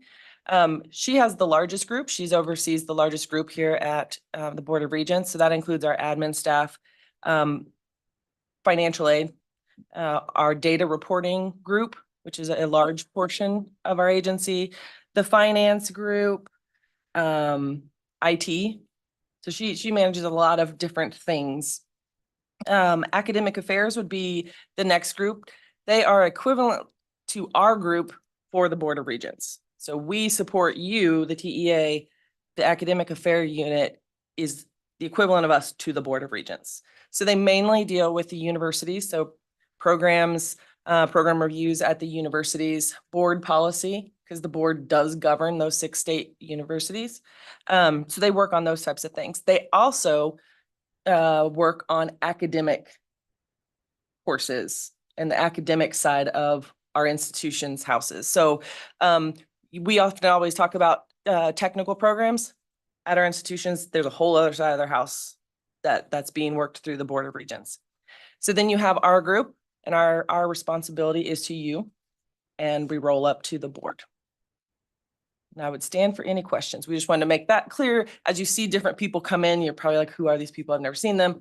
We wanted to explain that K-Board is much bigger than 15 of us. Okay, any questions? We'll move on to workforce development responsibility. Perfect. Thank you. So we are also responsible to make sure you, the TEA members, meet those laws. What you are responsible to do, we are here to make sure that that happens. So some of these things are just an annual process at this point. So on the 17th, when we have that meeting to discuss funding, we do the data collection every year. That's just part of our daily activity to help you meet that law. But our office, or our unit also has some other things that you don't see all the time, but you ultimately are responsible for.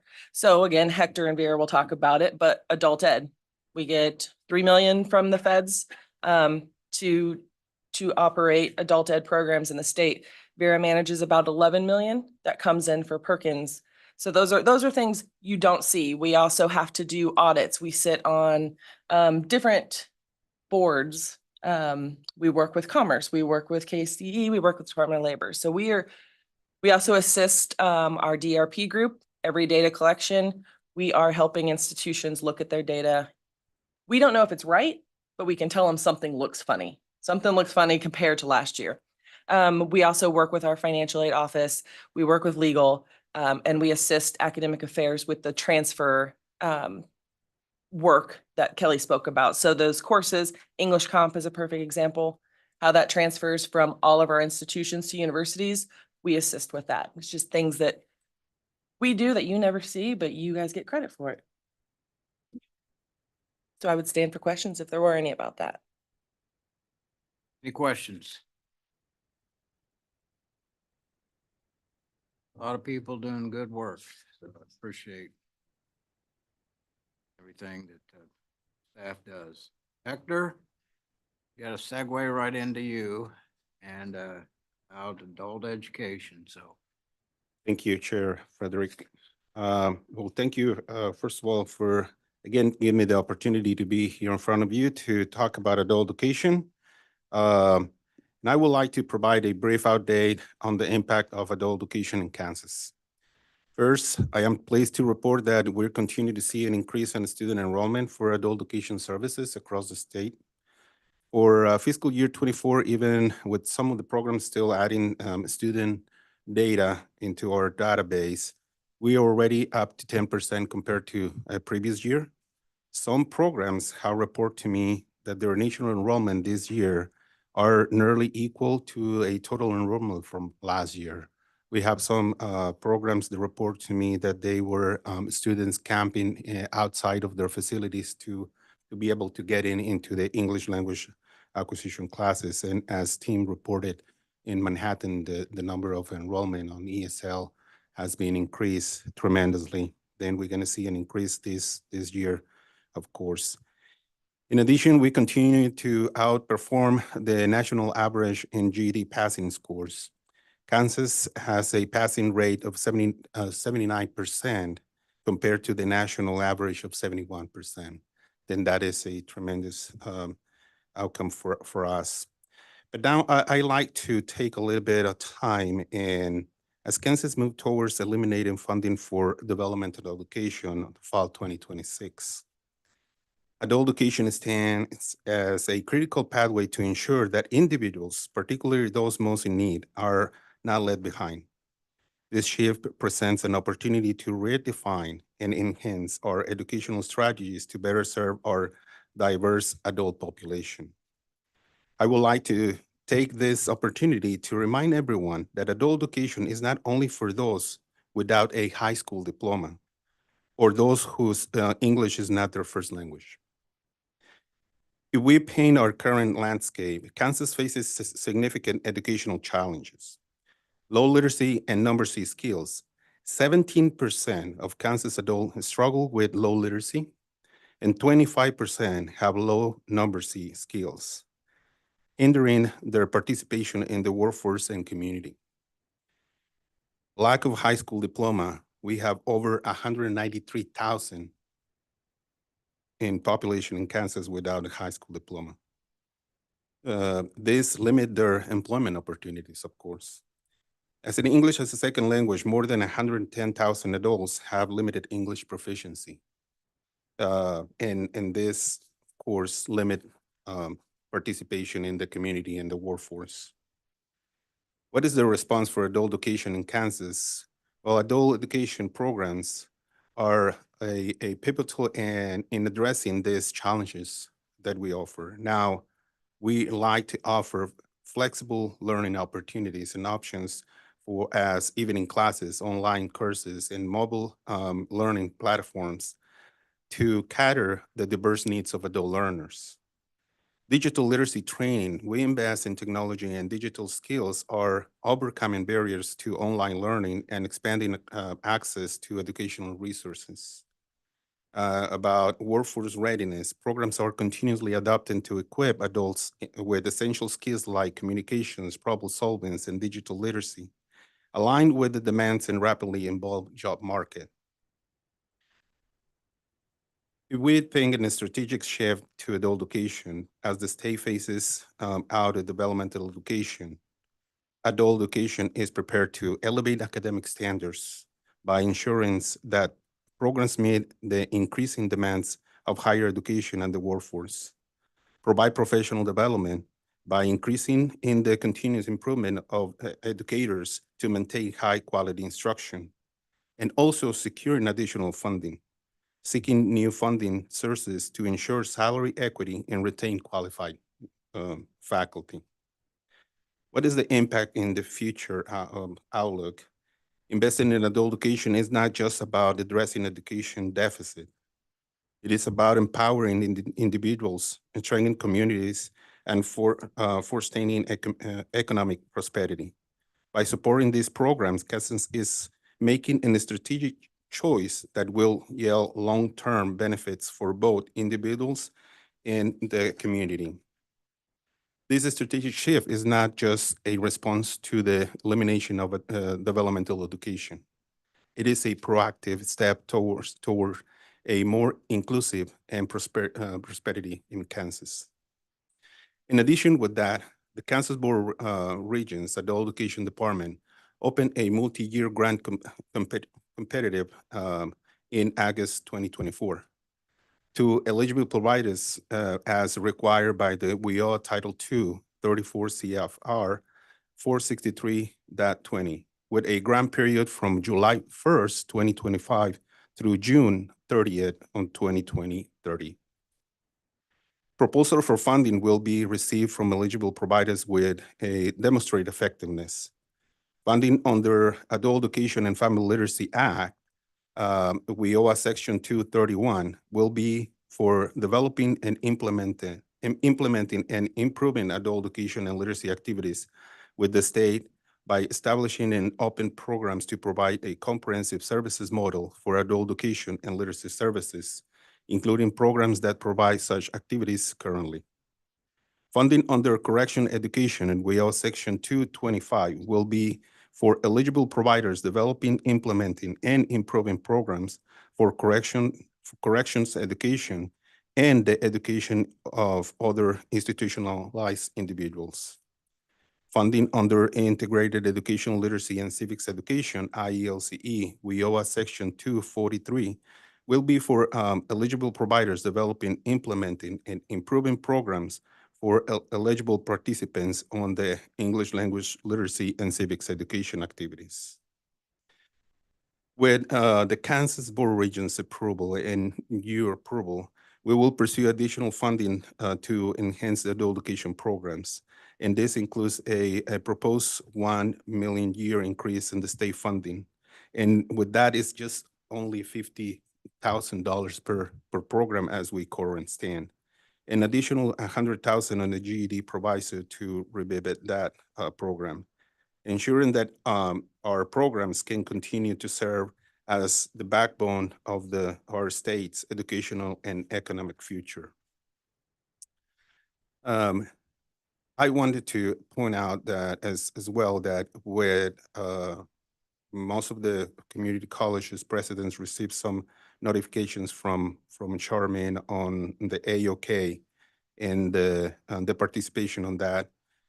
We like to call some of the programs to participate on the IBES training that is going to be put together as part of the workforce conference in Salina.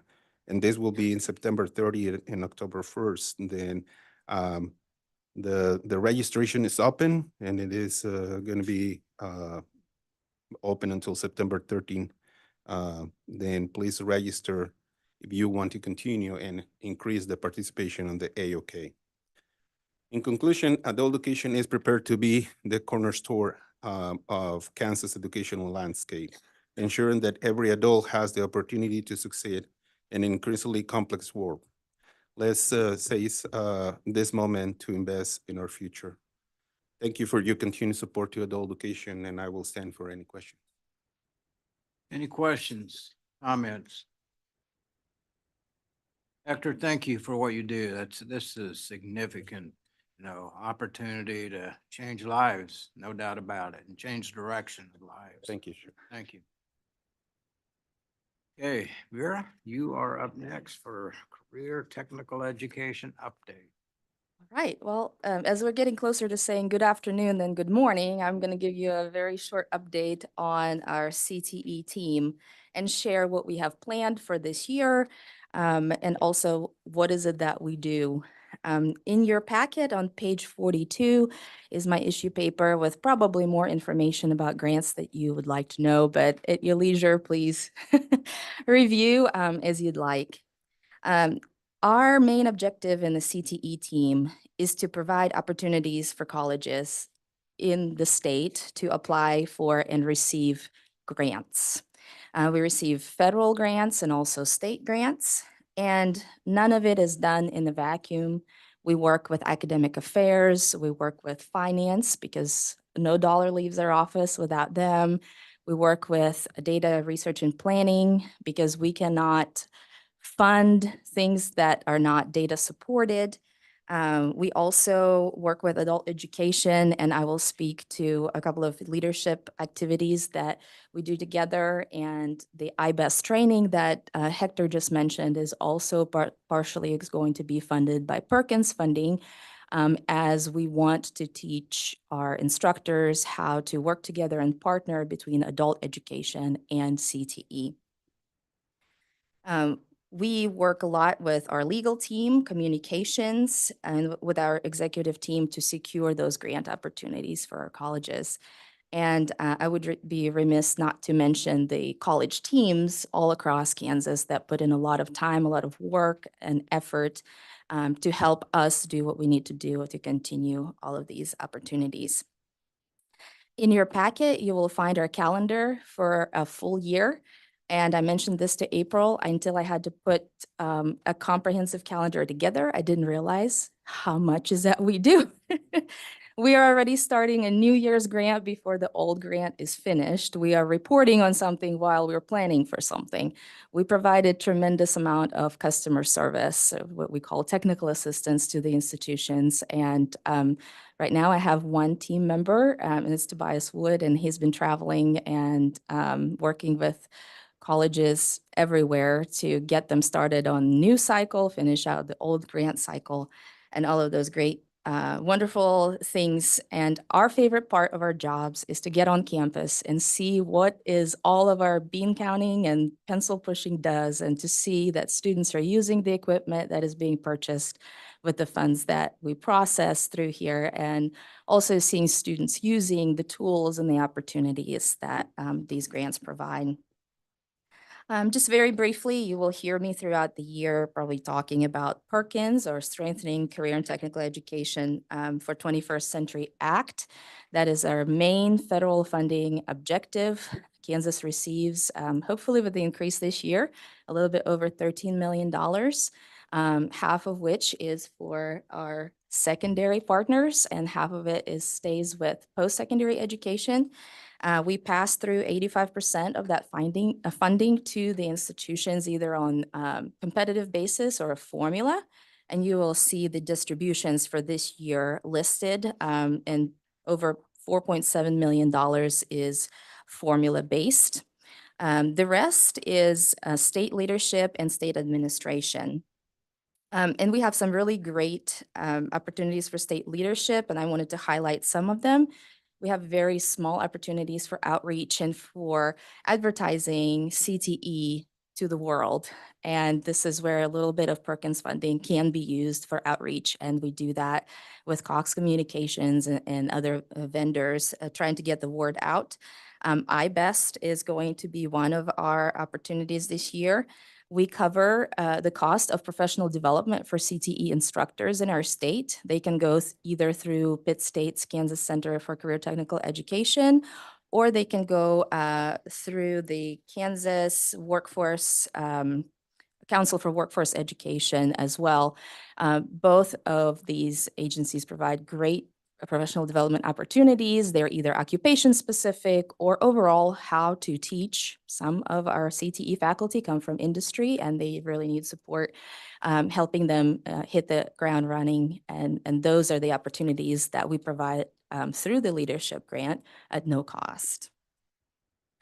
We also support CTE programs in correctional institutions. We have at this time 7 institutions that provide CTE programming at facilities all across the state. It is a set aside for Perkins. That means that we reserve those funds to use for correctional institutions. There has been a push from the federal government to increase the efforts for either schools and colleges with large programs for students with disabilities or for students in corrections. So we will be talking and you will be hearing a little bit more from us about these opportunities, trying to push the needle a little bit more. We know that some of the corrections programs, while they receive some funding, it doesn't go a long way just because of the percentage. Overall, the main thing that we do is, of course, Perkins. That takes a lot of reporting to the federal government, a lot of meetings and understanding all of the expectations, and the landscape changes as we go. So we are constantly on our toes. We walk with the institutions in their shoes, next to them, sometimes carrying them, trying to get them through the year. And we do build this relationship with the colleges that I think we appreciate as a team very much, because we get to work with them on complying with the law, providing the best service that we can to students, and also reporting the most accurate and the best data we can to Washington so that the cycle continues and we yet again the following year can get more funding. One exciting development this past fiscal year that I wanted to point out is actually comes from across the street. Our nursing initiative grant has been increased $2 million last year. Thank you so much for this. I know we've been advocating and working together, and I know Scott Smathers gets mentioned a lot in this room, but he started this work and we are now seeing the results of it. So thank you so much for that. So we have $3.7 million. It goes a long way. We have really great feedback from programs about this grant. Those funds purchase simulators. We've purchased many medication carts so that students can practice using medication carts before they step on the hospital campus. It's very important. So much professional development for nursing faculty, which is, of course, we need to be up to date. There are salaries that are being supported for new nursing faculty. So how do you create more nurses? You have to teach more nurses. So we are able to provide support for that as well.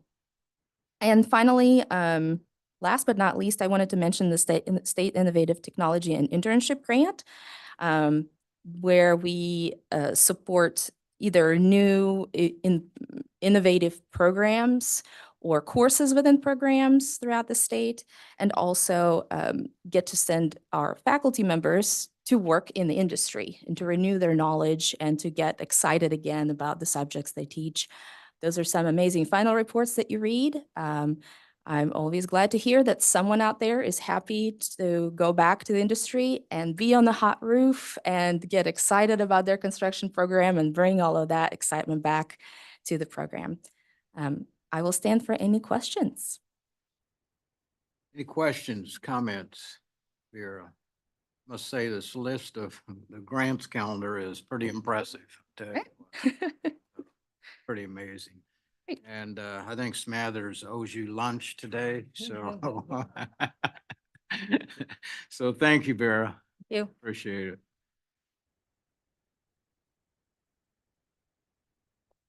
Carmen, there you are. Okay. Sorry. You have workforce development update.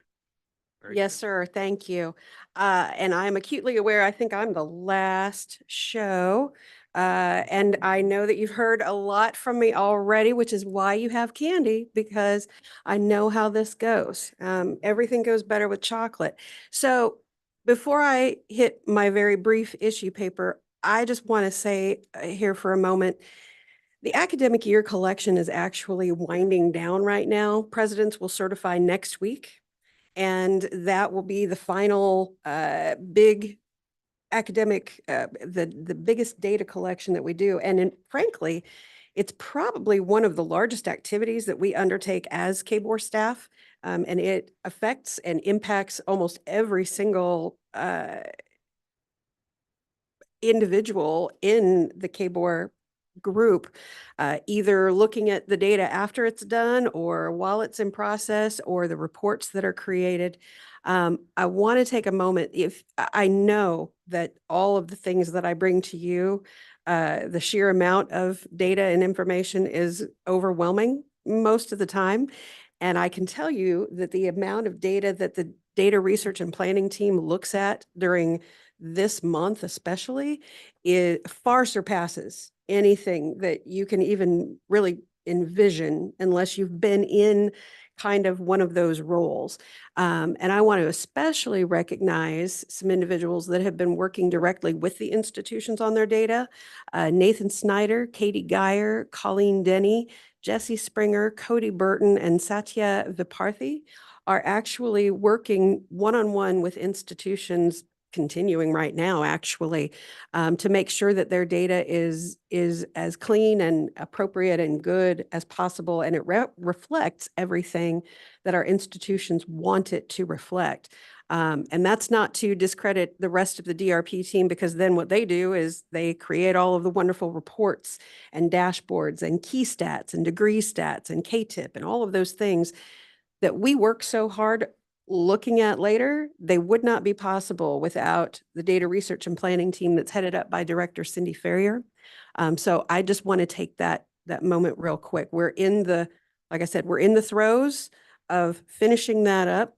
The things that they look at range from, hey, institution A, you have fewer completions than last year. Does this look right to you? To, hey, I think that you've just reported less than 10% of your students as being Kansas residents. This is going to be a funding thing. Are you sure? And actually that I think was just resolved just today. So this is an extensive work that's being done. So I want to do that real quick. For us, for all of the work that Associate Director Roberts and I work on, we get to hire a workforce development specialist. As we have restructured over the last couple of years, we've been all working a little leaner than what we would hope. So we're pretty excited about that. We've started working on TEA goals. We've started working on the apprenticeship reporting and making sure that we're going to be able to produce something to report on that. We've reached out to institutions about the customized training reporting. And right now, we are kind of still in process on that. What we asked institutions, and this actually applies not only to the technical and community colleges, but to the universities as well. We're looking to kind of understand what the desired outcome is for quantifying the other training activities that are being undertaken, often in a non-credit kind of atmosphere. And President Jeanette mentioned the BNI training. What is the information? How do we envision it being shared and with whom? So that we can actually even establish what, if any, role KBOR staff would play in that, in reporting that and helping with that. Excel and CTE fees are on their way. Of course, we're working on creating that webinar and that guidance as we always do. We're doing another round of extraordinary costs, of course, and looking to ensure that all of the data that's used to calculate that cost model represents actual costs. And it looks like we're going to resume our performance reviews probably in the spring. In the next TEA meeting, I'll be bringing back the bucket discussion, how we're looking at courses. We also will hear from Associate Director Roberts on all of the program articulation that we're working on. You're going to get information on construction as well as automation, engineer technology, and industrial maintenance. And over the last couple of years, as we've had Associate Director Roberts really focusing in on program alignment and articulations, we've identified the need to launch yet another project. I know it's boggles the mind, but you will be hearing from her on this. We think it's important to take the 25 programs that we have that have been through the alignment process and go through a process with every institution that offers those programs and make sure that everything is meeting alignment. Program alignment is one of the foundational reasons for the existence of the TEA. So you will be hearing lots more about that as well. And I will sit down because I bet you don't want to ask any questions. Or comments. All right, thank you. Thank you. The reminders again of our special conference call, September 17th at 11 a.m. And Robin, I'll be sending out a notice on that. And then our next TEA meeting, September 26th, and that will be a virtual meeting, Zoom, whatever it is, but a conference call, and September 26th. Thank you to all of you as well for what you do. Wouldn't be here without the efforts you put into this. And thank you to TEA members as well for your time and the sacrifice you make to share in this effort. So that said, we are adjourned. Thank you.